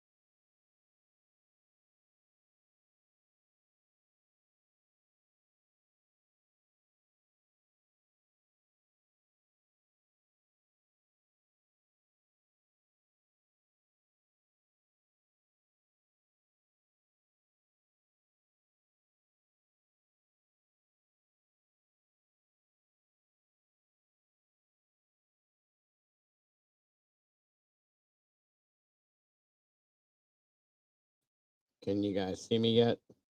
Hello, hello.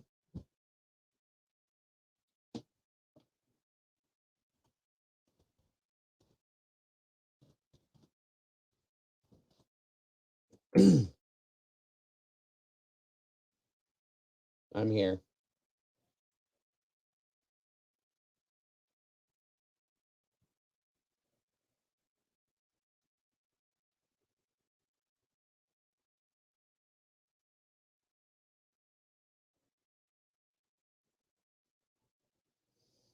Mm-mm-mm-mm-mm.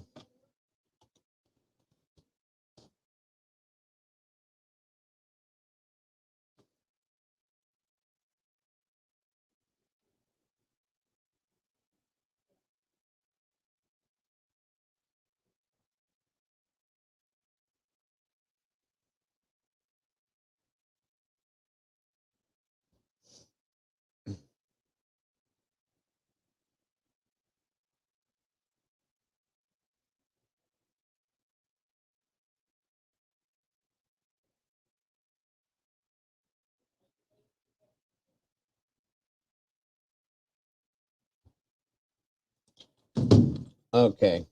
Sorry, guys. So here's the deal. I don't understand this. This is starting to irritate me. Sometimes when I do these things, they are I filter these through a thing on YouTube that says that I can use these. This has happened to me like more times than it should have. This was filtered and it said it was fine. Obviously, it's not. Um, yeah, probably, Walt. We usually do go every year. David James, what is up, my brother? Good to see you, my friend. I have missed you. All right, so let me set this up for you guys here to give you something else. John Paul Scott and Darrell Parker's efforts were... One moment.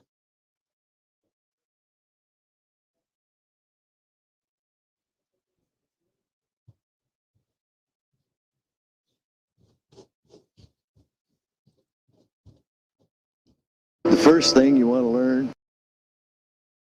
All right, wait a minute. Okay, well, I guess we'll move past that. Yes, DeRusso sausage is amazing. One moment.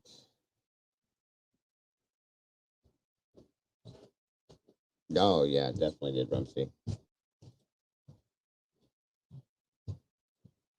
Since that's not, this better be, because this was under my scenario too. But we'll see what happens here. All right.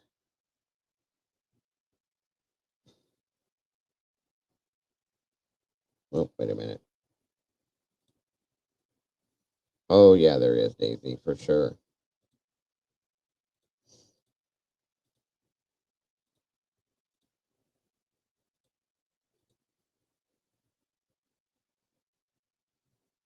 Yeah, and they're saying that they're not, so. All right, here we go, guys. Shed. Walk with your back to the wall. The Alcatraz cell house opened as a federal prison in 1934. Within these walls lived the country's toughest, most dangerous, and most famous prisoners. Broadway was the first stop for arriving prisoners. We went right down Broadway, in our birthday suits. And all the guys, are howling.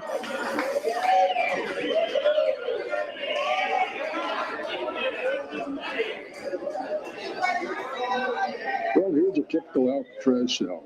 Every one of them in the cell house exactly like. I had a metal tabletop and a little chair there, and that was about it. The cell was pretty barren. 5 feet wide, 9 feet long, and 7 feet high. That's what I call a little box. No decorations allowed, anything, couldn't paste anything on the wall. Waiting on the bed for each new prisoner was a copy of the official rules and regulations. This is the rules of the cell house. Your cell is subject to search at any time. Your towel had to be folded up and put on your shelf. Your toothbrush, and they used to give us tooth powder in little green containers. I guess like a cockroach feels in a matchbox. You may smoke in your cell, in the library. We were issued a pack of wings on a Monday, a Wednesday, and a Friday. Every inmate, whether he smoked or not. Sweep your cell and place the trash in the trash bin. I knew we marked everything in that cell. And sweep your cell and place the trash in the trash bin. I knew we marked everything in that cell. And pretty soon that cell became like a part of me. Or I became a part of the cell. Alcatraz is always classed as the end of the line, the point of no return. It's like going into the ground, when you're buried, you're gone forever. Prisoners had a decision to make, whether to obey the rules or not, to do good time or bad time. That decision affected their lives dramatically. An inmate is given housing, good food, medical attention, and all the necessities of life. Everything else was a privilege. Time to exercise outside, getting books and mail, all had to be earned. One of their favorite privileges was the recreation yard. The most pleasant place, I believe, on Alcatraz, and the most appreciated. The handball court, the horseshoe court. Prisoners also played bridge out in the yard. They used dominoes instead of cards. They came out with a system called Auto Bridge. You played it all by yourself. Guys got so wound up in this bridge thing that they ate and slept it. They'd go out there and it would be so cold that you didn't think you could stay out there, yet they'd stay out there for 3 hours and play bridge. And if you're occupied with bridge and you're studying bridge, you're not thinking about going over the wall.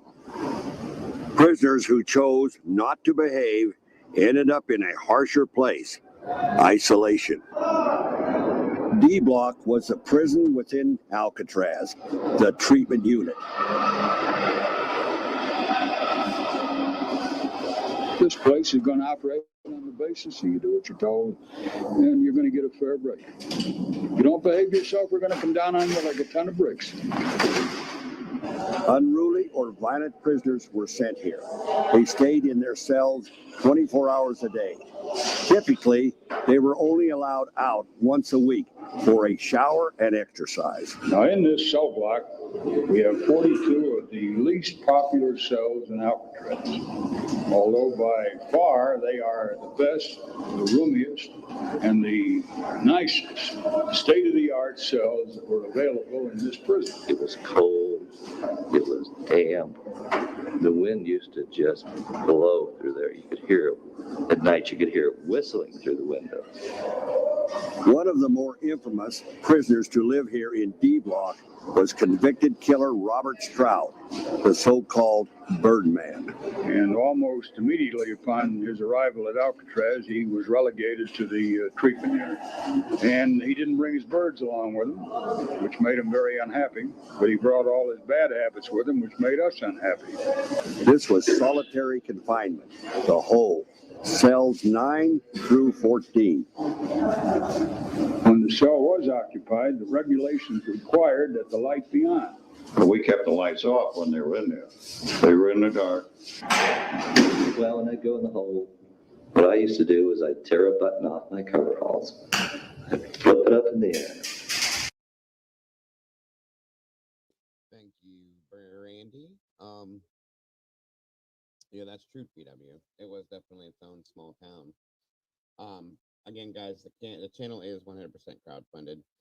If you guys are entertained, and you guys want to continue to support the channel, you can also do it by donating to Venmo, Cash App, and PayPal, because that is how I pay the bills to continuously come out to you guys. Just to say, of course, you don't have to, but it is very much appreciated if you do. That does help me pay everything, guys, and keep doing this. Thank you once again, Brandy, and thank you for anybody that has and or will donate to support the channel. Thank you. Yes, the Birdman of Alcatraz was very interesting story, folks. Very interesting. Then I'd turn around in a circle. Then I'd get down on my hands and knees, and I'd hunt for that button. And when I found the button, I'd stand up, and I'd do it again. But if you would close your eyes, like right now, close your eyes and seal your eyes up with your hand, with a little concentration, you can see a light And pretty soon that light will get brighter. And you got to concentrate on this. And after a while, not a short while, this takes time and practice, but pretty soon you can almost put your own TV there. And you can see things. And you can go on trips. And this is what I did.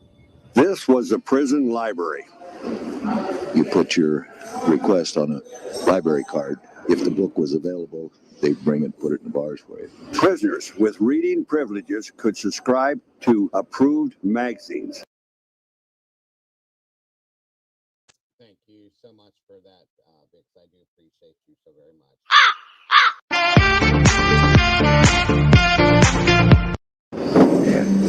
If it had some story about some convict out of Nebraska or something, that was cut out. Never mind that you might have been reading a serial and it was on the back of one of them pages. Prisoners who behaved could also take correspondence courses. Took a course from the University of Pennsylvania on animal husbandry. The gestation period for a pig is 3 months, 3 weeks, and 3 days. I used to do a lot of oil paintings on Alcatraz. If I was painting a scene of the Swiss Alps or something like that, hey, I'm right up there skiing as I'm painting, and I used to skate that way. My grandmother taught me how to crochet when I was a kid. So I taught a lot of guys how to crochet. Big tough guys sitting in there with a needle and crocheting. At nighttime, between 6:30 and 7:30, they have what they call a music hour. They play harmonicas or a guitar or whatnot. They had one guy over there, and he used to play one of these slide trombones. Look up at the windows. They face San Francisco and the setting sun. The yacht club, which was directly across from the island, would always have a big New Year's party. If the wind was blowing from that direction to the rock, you could actually hear people laughing. You could hear music. You could hear girls laughing. You know, you could hear all the sounds that were coming from the free world at the rock. But New Year's was always the night we heard it. Look for 4 small windows in the wall on the right. They're marked visitation. And I walked up there, and here's this good-looking girl. I knew who she was when I got a real good look at her, and when she said Jimmy, which was what she always called me, well, I knew it was my sis. Once I saw Jimmy, it was, you know, he didn't look different, and he was overwhelmed, and he couldn't believe it. He couldn't believe it, that we were there and that I had grown up and that I'd come to see him. Uniform was prison gray with a hat. I wore a hat all the time. Regular double-breasted uniform. And they used to call you red ties because everybody in the place had this red tie on. I carried a sap. We weren't supposed to, but many of us did. When you got done work, you just run down, catch the next boat, and you're in San Francisco in 12 minutes. We all worked together. We all played together. We had 2 bowling alleys where we had bowling leagues. We never locked our doors or anything on the island. Never. You couldn't beat Alcatraz, but the beautiful view there. So there was never a day you didn't see what the hell you were losing and what you were missing. You know, it was all there for you to see. There's life. There's everything I want in my life, and it's there. It's a mile or a mile and a half away, and yet I can't get to it. I recall getting that water, and it was like a shock. I didn't expect it to be that cold. If you can do it, it's up to you. But you got to pay the price.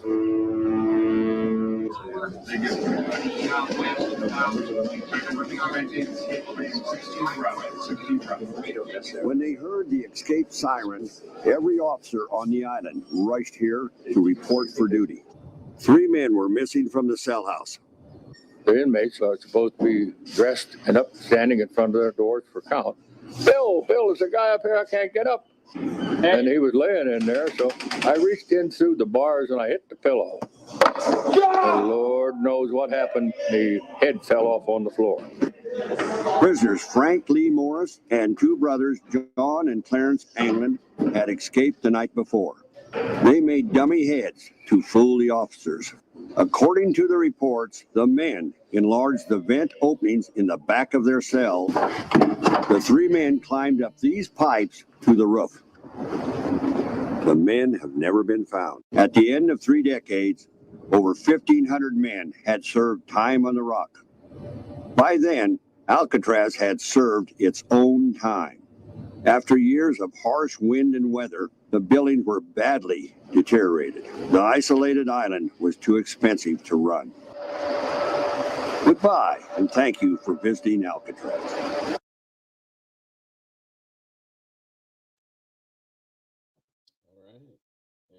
And that is. Sorry that other one didn't work out, folks.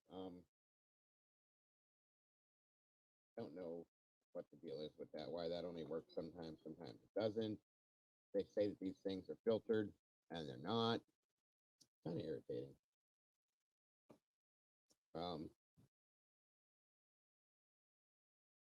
Very much so.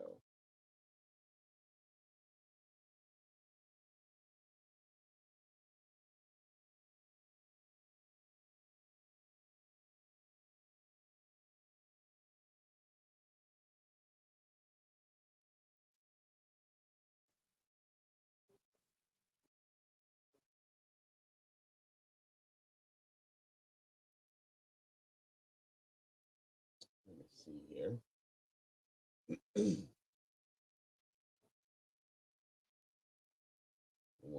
A minute.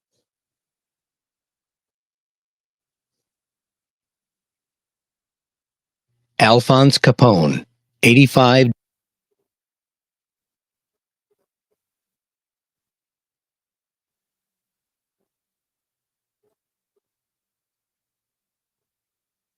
Alphonse Capone, 85-AZ. I'm doing very nicely here. No hardships. Respect my superiors and do my work. 3 meals a day, plenty exercise, music, and all kinds of magazines. Al Capone, in letter to his son. Alcatraz, 1938. Known as America's ace enemy, Al Capone is sustained as one of the prominent crime magnates of the 20th century.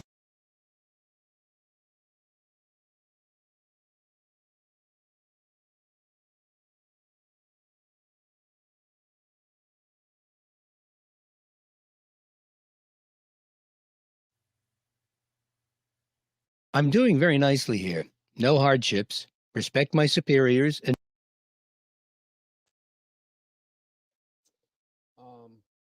Not that I know of, Carolyn. It's funny that you asked me that because like 2 or 3 other people have asked me that over the years. I've had a couple people tell me that they thought I looked like him. I think it's crazy, but yeah, as far as I know, I'm not related to him. I don't know. I don't know where the resemblance people have said I look like him. You know, I have all my hair, luckily.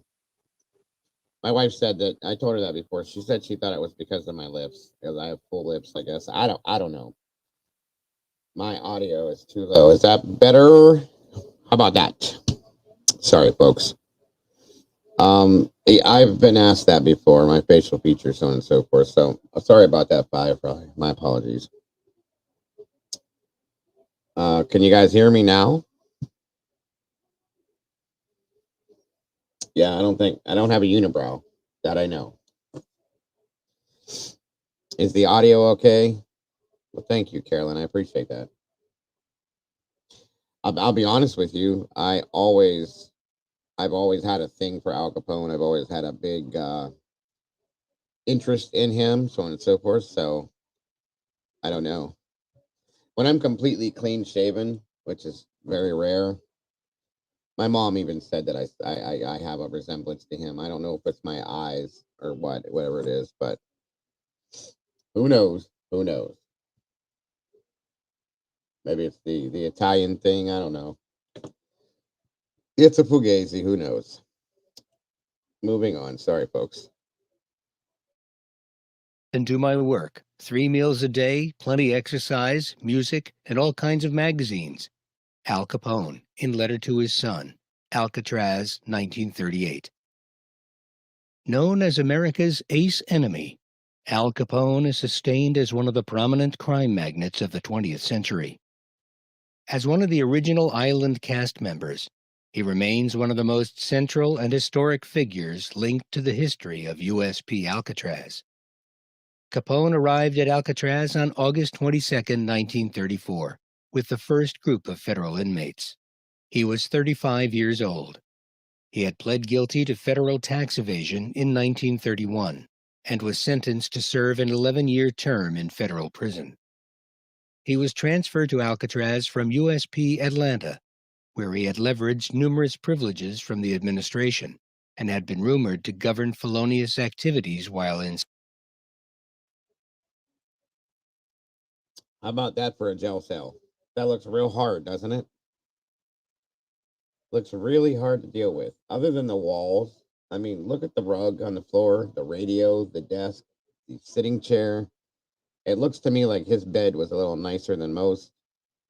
Nice lamp in here. He's got a artwork on the wall. I mean, come on.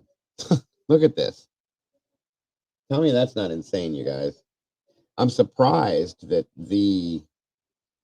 and I'm pretty sure that he had a special cell that was not like everybody else's. It was more secluded. He had his own personal, hey, Joanne, his own personal area that he was not around everybody else. Yes, he did, David. It made him go insane at some point in his life. How is that possible? Because he had that much money, CL. He had that much power. He was very powerful. Very, very powerful. But just take a look at that, folks. Look how nice that is that's a prison cell. Nice sitting chair to read. He's got his radio there. He can listen to radio shows, his desk. That box right there. To me, that looks like a box for cigars. I may be wrong. I mean, this whole thing, this is nicer than some people's houses, okay? It's crazy. But that's what happens when you have money and power. Can you hear me now, Vicky? Can you hear me now, Vicky? If you can't hear me, you might have to go out and come back in. That could be what it is. It is definitely a tiny house. That's no lie.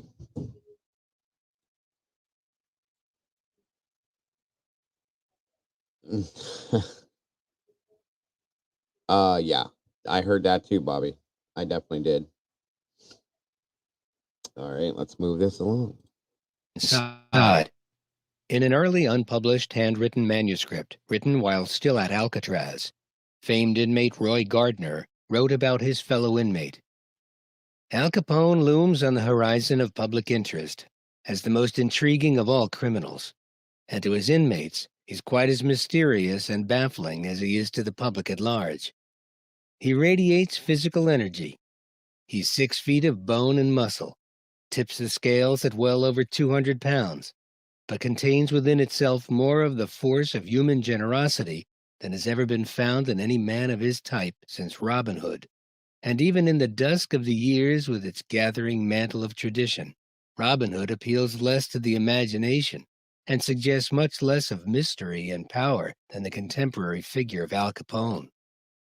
In his appearance, Capone somehow suggests all the contradictory tales which pass current as factual records of his activities. His face is swarthy, like that of most Italians, but from there it emulates an energy that might have made him a public benefactor instead of public enemy. The only suggestion of criminality lurks in the 2 livid scars which disfigure the left side of his face. Of those scars he will not speak, and an inquiry of the subject stiffens him up like a cat when a dog appears.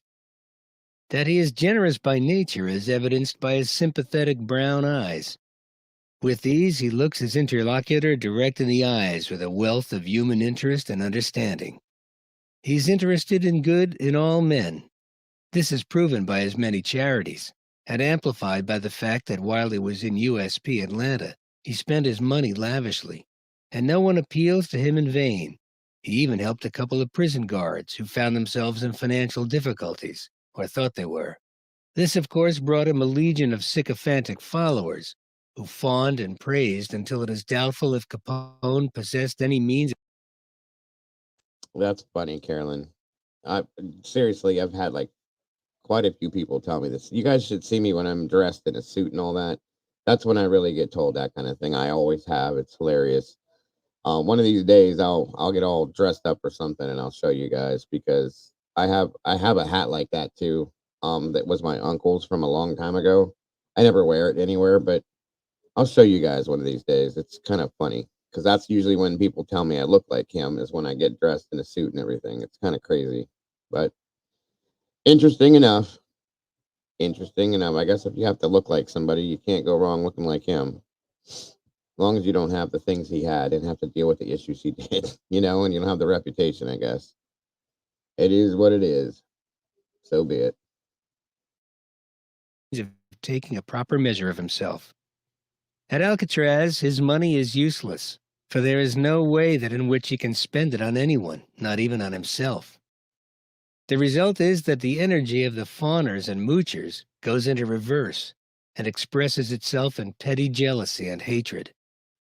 The big shots who formerly respected and courted him because of their fear of the power he wielded, or from their desire to share that power, now have him severely alone, but keep their distance because they fear his physical strength.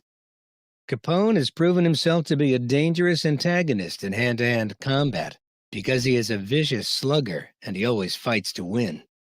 There is none of the compromiser in his makeup, and for his enemy he has neither compassion nor respect. In 1936, a man by the name of Lucas stabbed Capone in the back with a pair of barber scissors. Capone had a banjo in his hands at the time, and what a weapon it proved to be. In less than 10 seconds, both Lucas and the banjo were total wrecks. From then on, Capone had no more trouble with Lucas, because he made it his business to stay out of reach of the Chicago gangster. Although convicted of income tax evasion, Capone is in fact serving time for murder. Scandal mania and police records credit him with having had at least 30 men put on the spot. And if that be true, it is no mean accomplishment from the standpoint of human adaptability. For as fiendish as the record seems to be, it is also true that men who commit murders for pay are not easy individuals to handle. They are everything that is repulsive in a normal man. Weak, sniveling cowards in human form, and the most difficult of all human rates to handle or deal with. Consider then the staggering amount of ability that would be necessary to hold in line a dozen or more depraved killers who are living in the shadow of the gallows on account of carrying out the orders of their chief. Capone denies any and all knowledge of the murders, or the reasons for the commission. But since those deaths all came at a time and under conditions that would serve the cause of his widespread operations in liquor and gambling, and further because of he is such a commanding figure, it is difficult to regard his protestations of ignorance of the manner and reasons for the deaths as justified. But to a man who knows criminals of a type who could be hired to commit murder, it is quite as difficult to conceive of any man possessing sufficient authority to hold mad dogs of that kind in check. Accordingly, whether the murders were committed upon the orders of Capone or not, he is revealed as a master of men. History has recorded the criminal accomplishments of such few men. One of the funniest things I ever saw was when Capone assumed a condescending attitude toward Warden Johnston. At first, the warden registered amazement, and then developed into a slow burn like Edgar Kennedy in moving pictures. Ordinarily, the warden's voice is soft and pleasant, but when he tried to answer Capone, his voice sounded like cackle from a parched throat.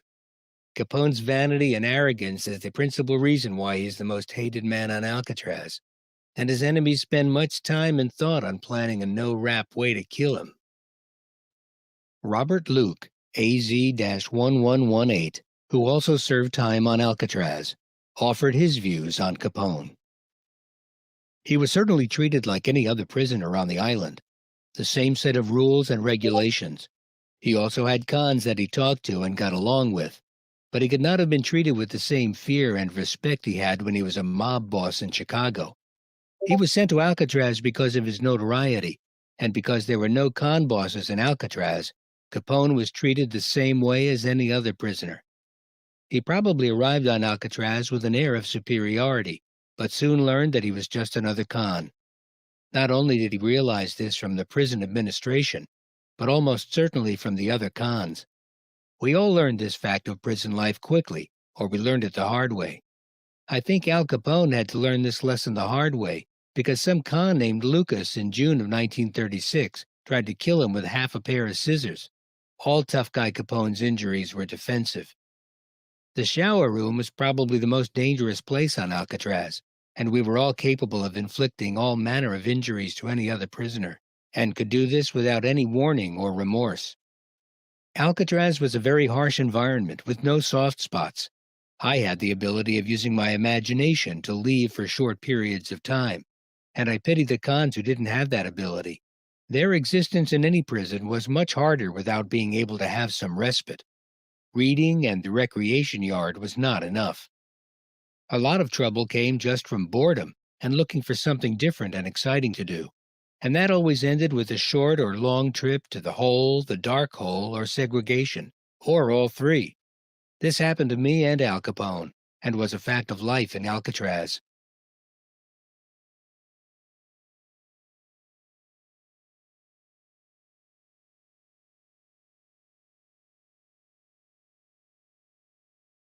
Righty then. Alrighty then. What do you guys think? Pretty wild place, huh? Yeah, yeah, yeah. So, anyway. Moving on. I've always been fascinated with Alcatraz. I really have. All of it, everything about it, the escape, the um, the history, the inmates. There's so much more I could go on with, guys. I just don't. I could go on with this forever with you guys, but I don't want to ruin your whole night. So let me see here. 1 minute, please. I hope you guys enjoyed that. I apologize for the interruption there, that one part. That makes me nuts when that happens. Okay, Brian. Good to know. You guys have been having a whole full-blown conversation about stuff in here.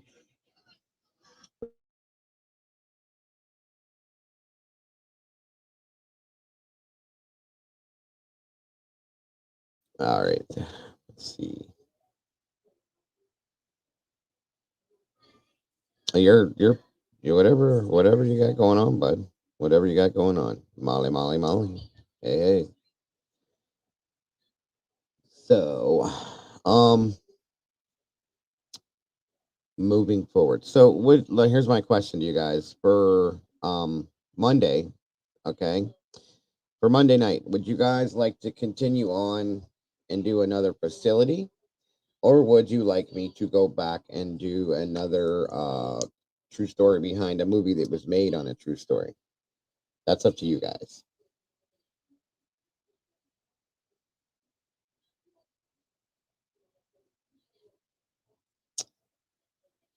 If you want me to do another facility, everybody, if you would, put a 1 in the chat. And if you would like me to do a true story behind a movie, put a 2. Let's do it that way. Please. And we'll see what weighs more. 1 for the true story behind the movie, and 2 for the facilities. Yeah. Or 1 for the facilities, I'm sorry, and 2 for the true story behind the movie. And we'll go back to either or, guys. We're going to go back to both of them. I'm going to break it up now because you guys seem to enjoy this. So, and there's so many more facilities we can look into and plenty more movies that we can look into. So, all right, so we got 1 1 2 2 2, so it's split. Okay. Of course. Well, you know what that means. You know what that means, everybody. It means it's a fugazi. All right. So we're gonna do a poll now. See what weighs more. First one is for the movie thing. If you guys want a movie and do the true story behind the movie, um, vote on that real quick. We'll see what that is, and if you guys want to do the other thing, we'll do it that way. We'll vote on that next, and we'll see which one weighs more. If there's a tie, absolutely, Jen. That's why we're doing this. You're cheating, Kimberly. We cannot cheat. No, no, no, no.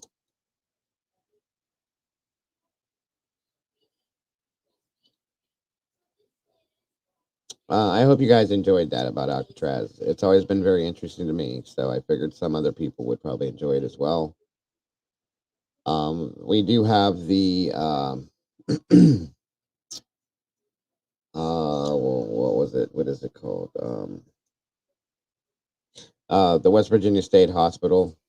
That's another one for there's a place that involved a criminally insane.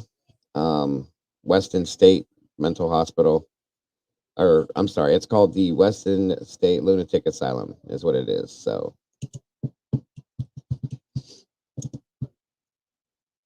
well, thank you so very much, Jen. As all are you. We did that one, Brian. That was actually the first one we did, I believe, was based on the movie Scream, the Gainesville Ripper. We did that one. That was the first one we ever did when I started this series. It should be on there for you to go back and watch if you'd like, my friend. It's a good one too. It's very interesting. Yeah, it was called. It was about the Gainesville Ripper. Um, and that's what the movie Scream is based on, folks. We've done quite a few of them actually. We did Scream, the Texas Chainsaw Massacre, the town that dreaded sundown. That was one of the first ones we did. That's a really good one. It's about the town of Texarkana. Oh, that one was great. We did the Groening Family Massacre, Sleuth Squad, Web Sleuths 2. Okay. I think you look like him for sure. And my son-in-law was Italian on his maternal side. My name is Caruso. This is so intriguing. Like I said, as far as I know, I'm not related to Al Capone, but I've been told a lot that no, we have not covered the true story behind Freddy Krueger. Depending on the votes, that's one of the ones we can throw out there for sure.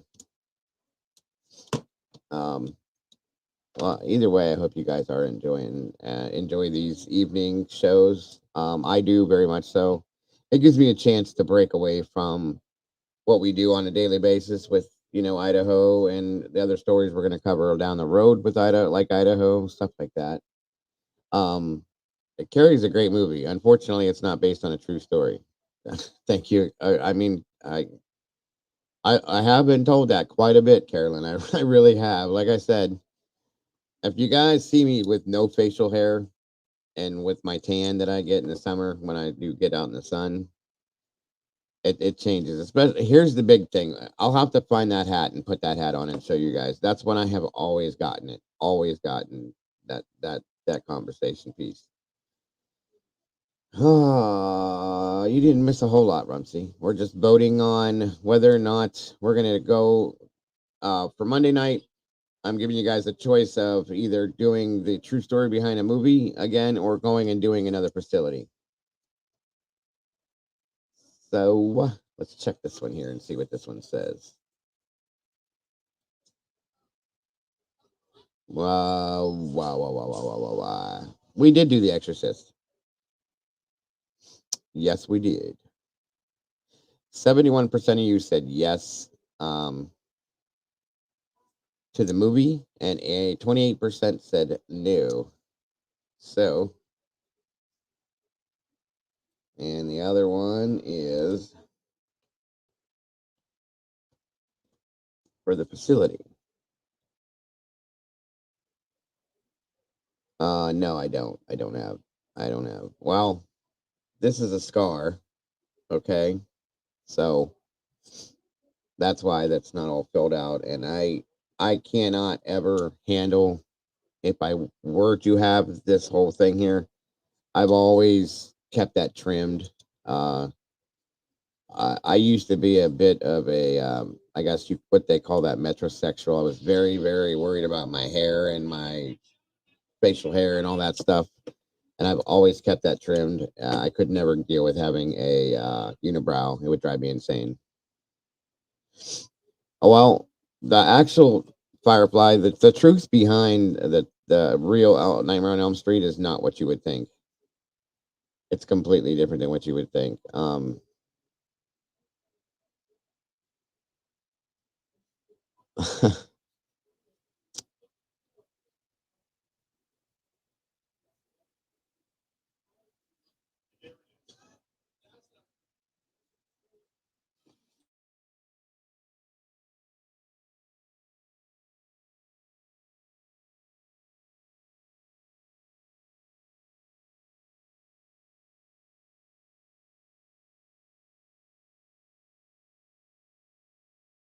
Yeah, that's just always the way I've been, guys. I don't know what it is. I'll be honest with you, this is a funny story.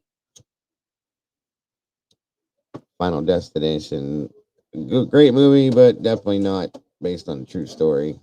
Um, when I first met my wife, because I was so metrosexual, I guess you call it. I She thought I was gay. Yeah, when we first met, she thought I was gay because I always had to have the cologne on. My hair had to be a certain way, and my face had to be shaved just right, and lined up, and all this stuff. My clothes were very proper, and she thought when we first met for quite a while, she thought I was gay. Um, and I'm like, well, because her uncle's gay, and she's got 5 or 6 different friends that are gay men, and that's just how they are, and that's why she thought that I was the same way I was that way. And it's like, no, I'm very much into women, and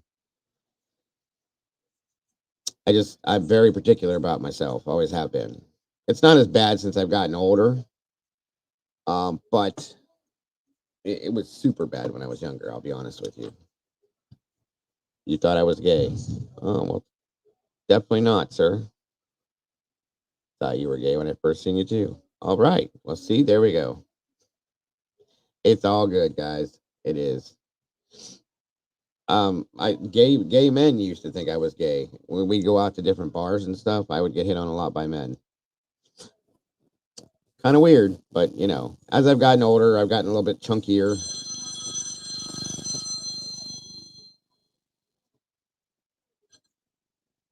As I've gotten older, I've gotten a little bit heavier, and I'm not as worried about. I mean, I still care about what I look like, but I'm not as worried about what I look like. So I don't know. Plus, I'm a very emotional person, and very sensitive and things like that. Yes, that's thank you. That's what it was. I guess the term is metrosexual, very well groomed, and I just care about what I look like and things like that. As to where a lot of guys are very rugged, and I guess I don't know how to explain it, guys, but it is something that I dealt with. Joe would be a great undercover buddy. Well, hey,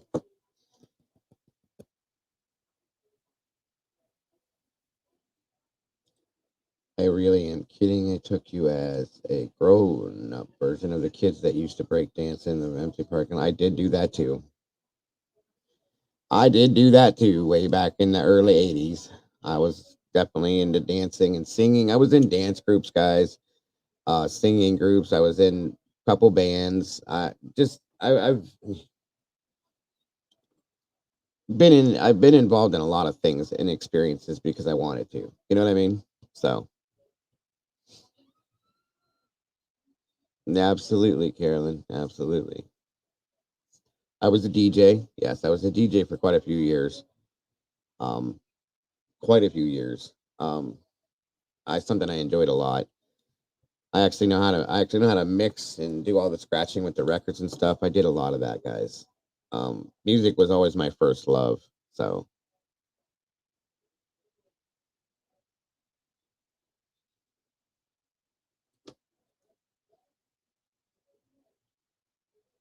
And then I thought about, wow, what a. Okay, Brian. No, I definitely, I have a high respect and a deep love for women. I always have. Very much so. I think women are amazingly beautiful creatures. And I thank God every day that we were blessed with women, not only for giving us our children, but just everything that women do. I don't think men could survive without women. That is a fact. I'll be honest with you. Guido. David James. Yes. Hey, forget about it. All right. Let's see the answer. You guys are a trip tonight. 80 to 20. Oh my God. You're serious. Oh yeah, we got a break. That was tie, wasn't it? The same thing the last time? Thank you, Carolyn. Yes, she is the love of my life. I got lucky. Brandy is the love of my life.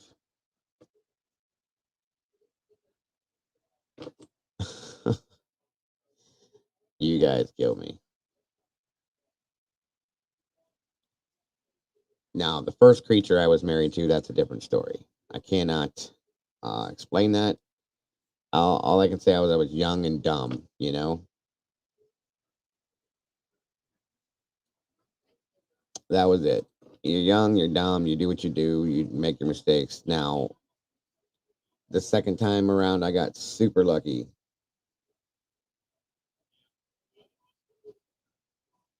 Yeah, my wife's name is Brandy as well, folks. I have been married. I just had a wedding anniversary in May, and you guys would ask me that tonight. I'm trying to remember exactly. I've been with my wife for 21 years. We've been married for 17. May 7th was 17 years. The first creature I was married to her for 9.5, almost 10 years. That's the mother to my three adult children, and then this wife that I have now. She had 3 children when we got together, so those are my step. I don't call them my stepchildren, but they're my kids too. And then we had Mr. Caden together. Oh yeah, she's a creature for sure, folks. She's a scary thing. She is a scary creature. I showed you guys. You guys have seen my first wife, I believe. I'll show you what my second wife. I can show you real quick what that creature, the first creature I was married to was. And all I can tell you about this before you see her is when me and her got together, I was 18 years old and I used to smoke a lot of weed and I did some drugs. So that is that'll explain to you what happened. Okay. Let me see if I can find her. She's a very unnice person. I'll tell you that right now.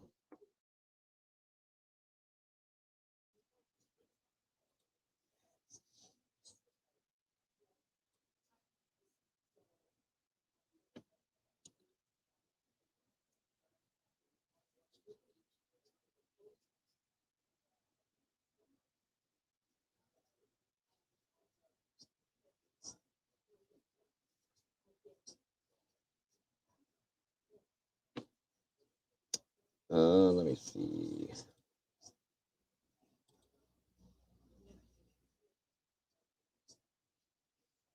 This, I'm sorry, I don't mean to scare you guys. I'll show you. This is my first wife. This is how much she likes herself. She has all of these pictures of herself on her Facebook. But that's her.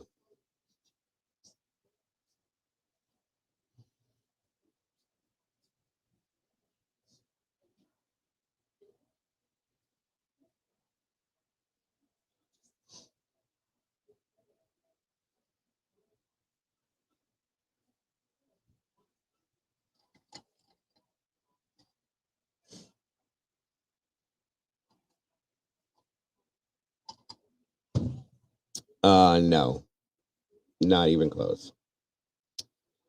Not even close. Yes, she does. Yes, she does. She does love her filters. I don't think this over here, there's no filter on this picture. And she changes her hairstyle every week, so it's hard to. Some of these are natural pictures. Um, she's 52 now, and she thinks she's 22. So she likes to share herself with the world. I'll just put it that way. For sure.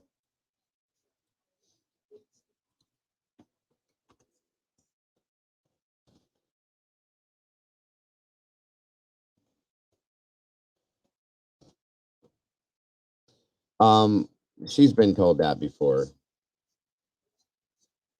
She's been told she looked like Anne Hesh. When she was at some point, somebody said she looked like, when we were younger, she used to be told she looked like, oh yeah, I'm very close to my children. If you're talking to me, um, what was I saying? Helen Hunt. They used to say she looked like Helen Hunt. I don't think so, Michelle, but now let me see something here.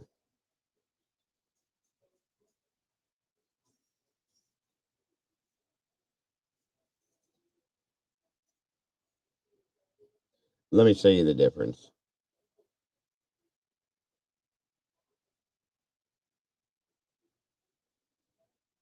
And this is probably not the best picture to show you because this is my current wife. She's actually lost quite a bit of weight since this picture. So she doesn't really look exactly the same. I can't find any new pictures of her since she lost all this weight. But where the hell is it? I think I've showed you guys, a couple of you guys, some of these pictures before. This is where we got here. This is her and my best friend and her best friend, like I said, who's a gay man. This is my wife right here, Brandy. This is my best friend Angie, who passed away. And this is my wife's best friend John.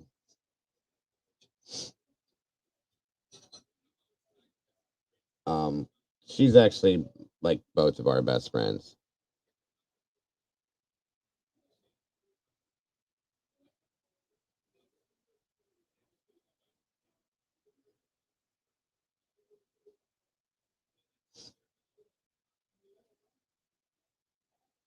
I've done that, Rumsey.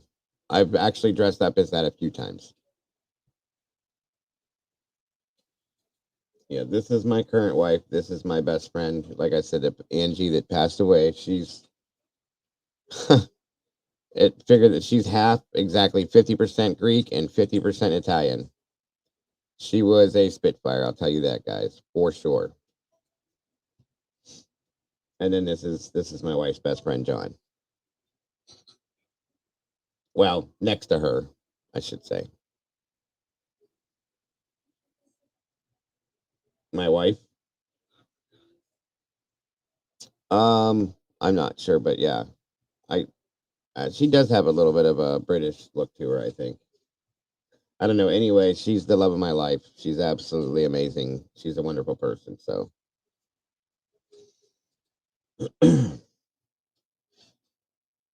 let's see here. I don't think there's really any other newer pictures of her. Well, this one's kind of. This is her with her oldest daughter, my oldest stepdaughter, and then my daughter's a little bit older than her. It's kind of a hard picture to see. That's one of my oldest daughters, my second oldest daughter, and then that's my wife there too. That was a few about 5 years ago, I think. Well, no, it was in 2021. There it is.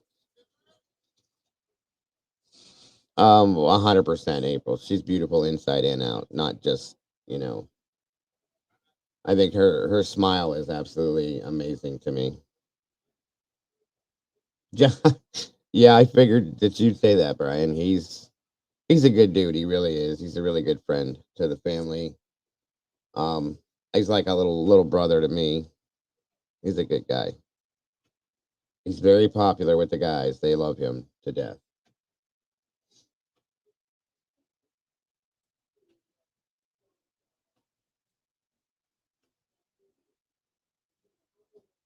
I don't think there's any more pictures in here because she would probably shoot me if I showed the other pictures of her. Because at some point she was a little bit bigger. And she did not allow for that.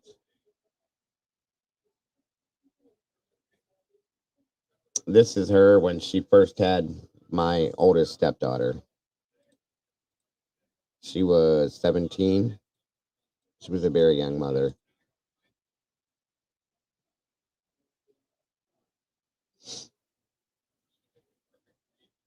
John is a very fun, loving, happy-go-lucky person. Yes, Brian. Always, always happy. Very fun. Very outgoing. Very caring, though. You know, he's a good guy. We've all had a lot of fun together. Yes, yes, she is. She is absolutely amazing and the love of my life. And I am super lucky that I found her. It's funny because we went to school together, um, and we're in completely different crowds. I never really like talked to each other at all. I mean, I've seen her in school. I'd looked at her, you know, guys checking her out and stuff like that. But I never really talked to her till I think I was 28. She was 25. So yeah.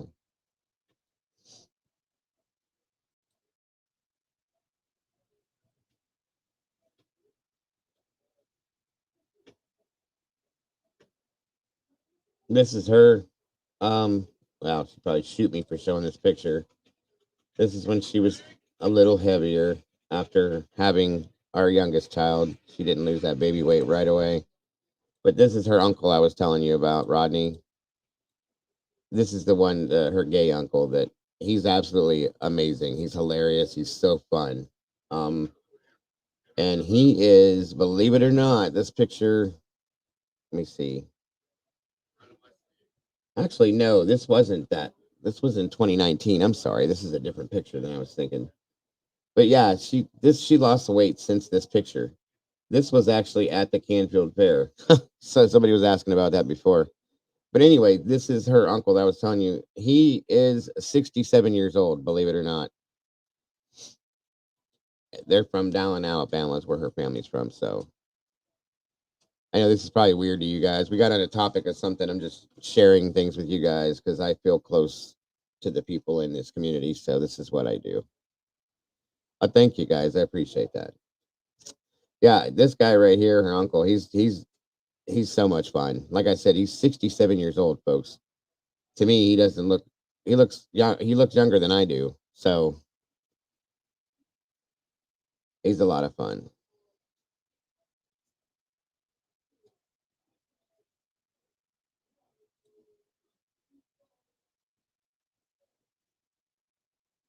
I'm proud of my family and my friends and stuff, so I don't mind sharing it. Very much so.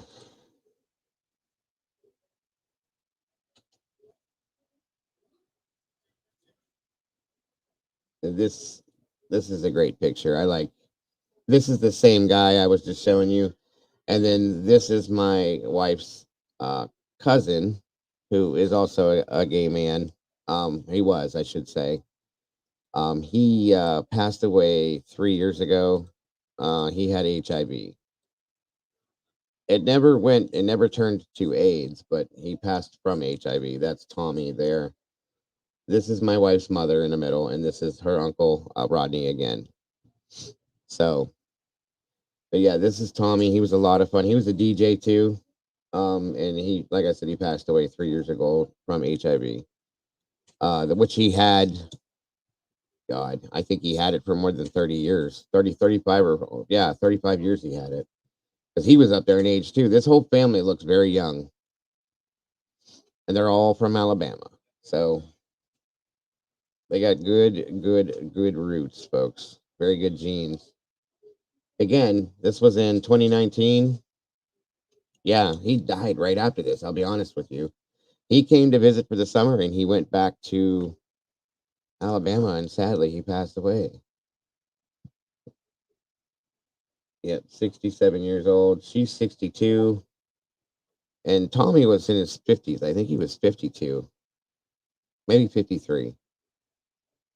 Either way, they are. They're beautiful people. Very much so. Her family's amazing. I love them. So anyway, enough with all of that. I'm sure you guys are tired. So let's see what we're gonna do then. I guess we're gonna have to go with the movie because it seemed to outweigh the other one just a little bit more. So, I have two options for you guys. I have the true story behind the movie Goodfellas. It is all about crime, folks, and it's a true story behind that movie. And then I also had, first of all, I always do this. Do you guys have any recommendations of anything that is based on a true story, movie wise, that you would like me to tell for you guys? Um, oh, that's okay, Michelle. Thank you, though. Um, I always give you guys the option to throw something at me, so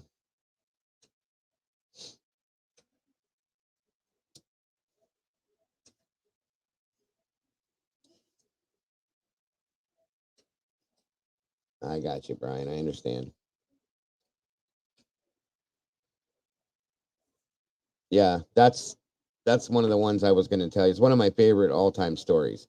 And here's the thing, the movie is great, but the true story is even better, folks, just so you know. All right, Brian, I get it. All right. Well, everybody seems to be on track with that. So we'll just do Goodfellas then. That's your homework, folks. Check out the movie if you haven't seen it. Goodfellas is going to be that's the story we're going to talk about Monday night behind the movie. All right.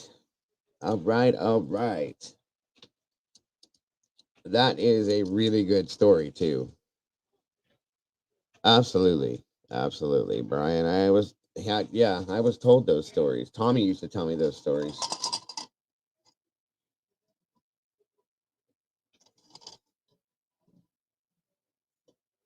Yes. Oh my god, my wife is a perfume freak and body sprays, Bath and Body Works, yeah. She's bought so many over the years that she'll never run out. She hasn't had to buy any new and I don't know how long. We really can't afford that right now. And she still has so many of them that she bought over the years. I bought her over the years when we were doing better. So give me one moment, guys.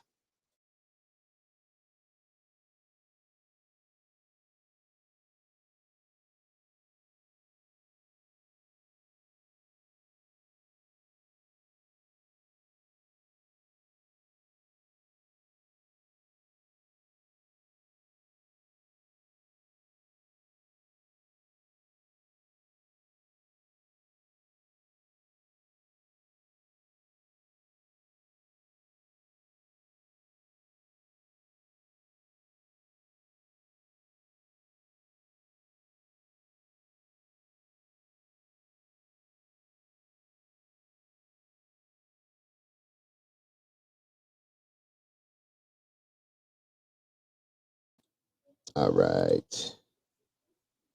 So good, or good fellas it is. Good, good, good. Jules lives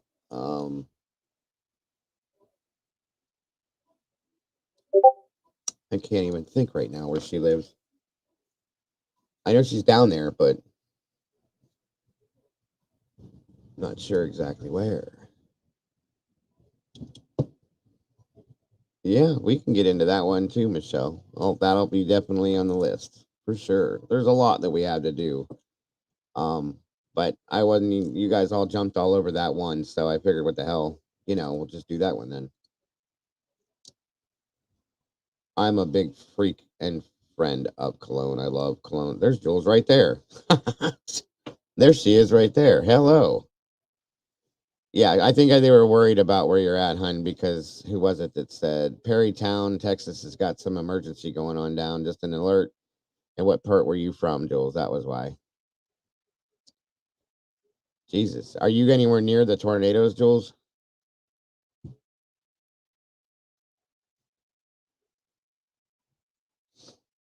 I hope you're not. Okay, good. Good. I know we got some here too. Up near where Lance is at, up in Toledo. Toledo got hit pretty good today, I guess, too.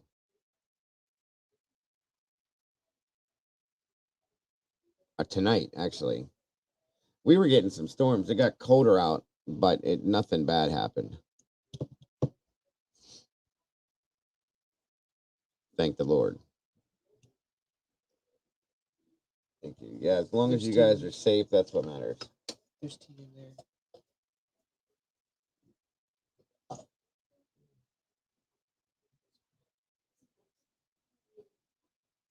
Yeah, well, I guess we're covering the true story behind Goodfellas. So, see my new cup. Pretty neat. I like it. I like it a lot. It even has my name on it.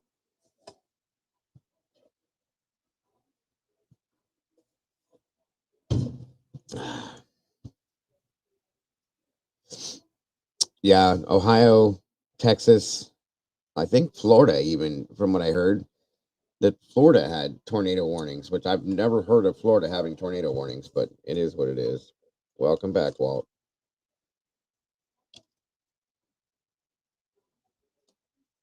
Thank you, sir. Appreciate that.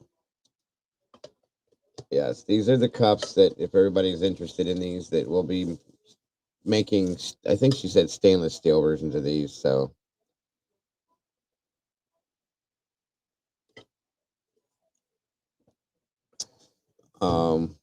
Yeah, that's crazy. Well, thank you all for joining me tonight. I hope you guys had a great night.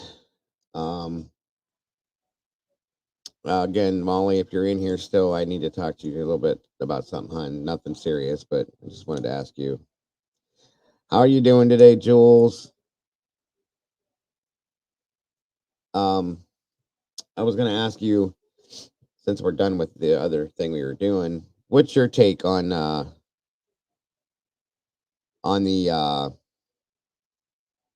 um the motion? Okay, good, Molly. On the motion for to dismiss the indictment. What's your take on that, Jules? If I can ask. If you don't want to answer tonight, you don't have to. Absolutely, Walt. You are absolutely welcome, my friend. I hope you guys enjoyed it. Absolutely, Miss Jen. I wish I could be more entertaining with it, but as you all see, it is what it is. You leaving already, David? It's all good. Thank you, Star, for jumping in. You expected it? Yeah, I kind of did too. I thought it was going to happen sooner, I'll be honest with you.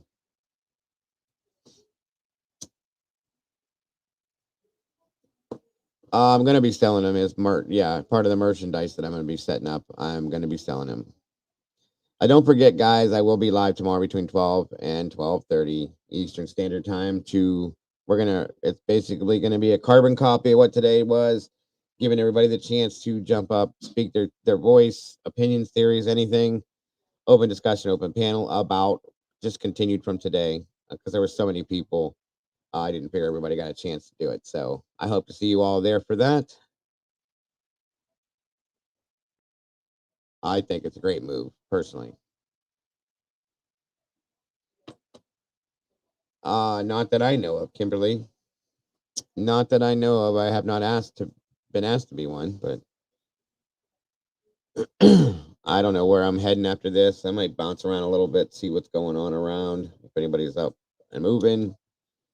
And then if not, it's 10 o'clock. I probably will be heading to bed. Thank you guys so very much. And yeah, I'm looking forward to tomorrow. We can finish up what we started, where we left off today. And, anybody else can get up there that didn't make it up there today. So thank you guys once again for being who you are. I hope you guys have a great rest of your night. And I will see you all so very soon. Um,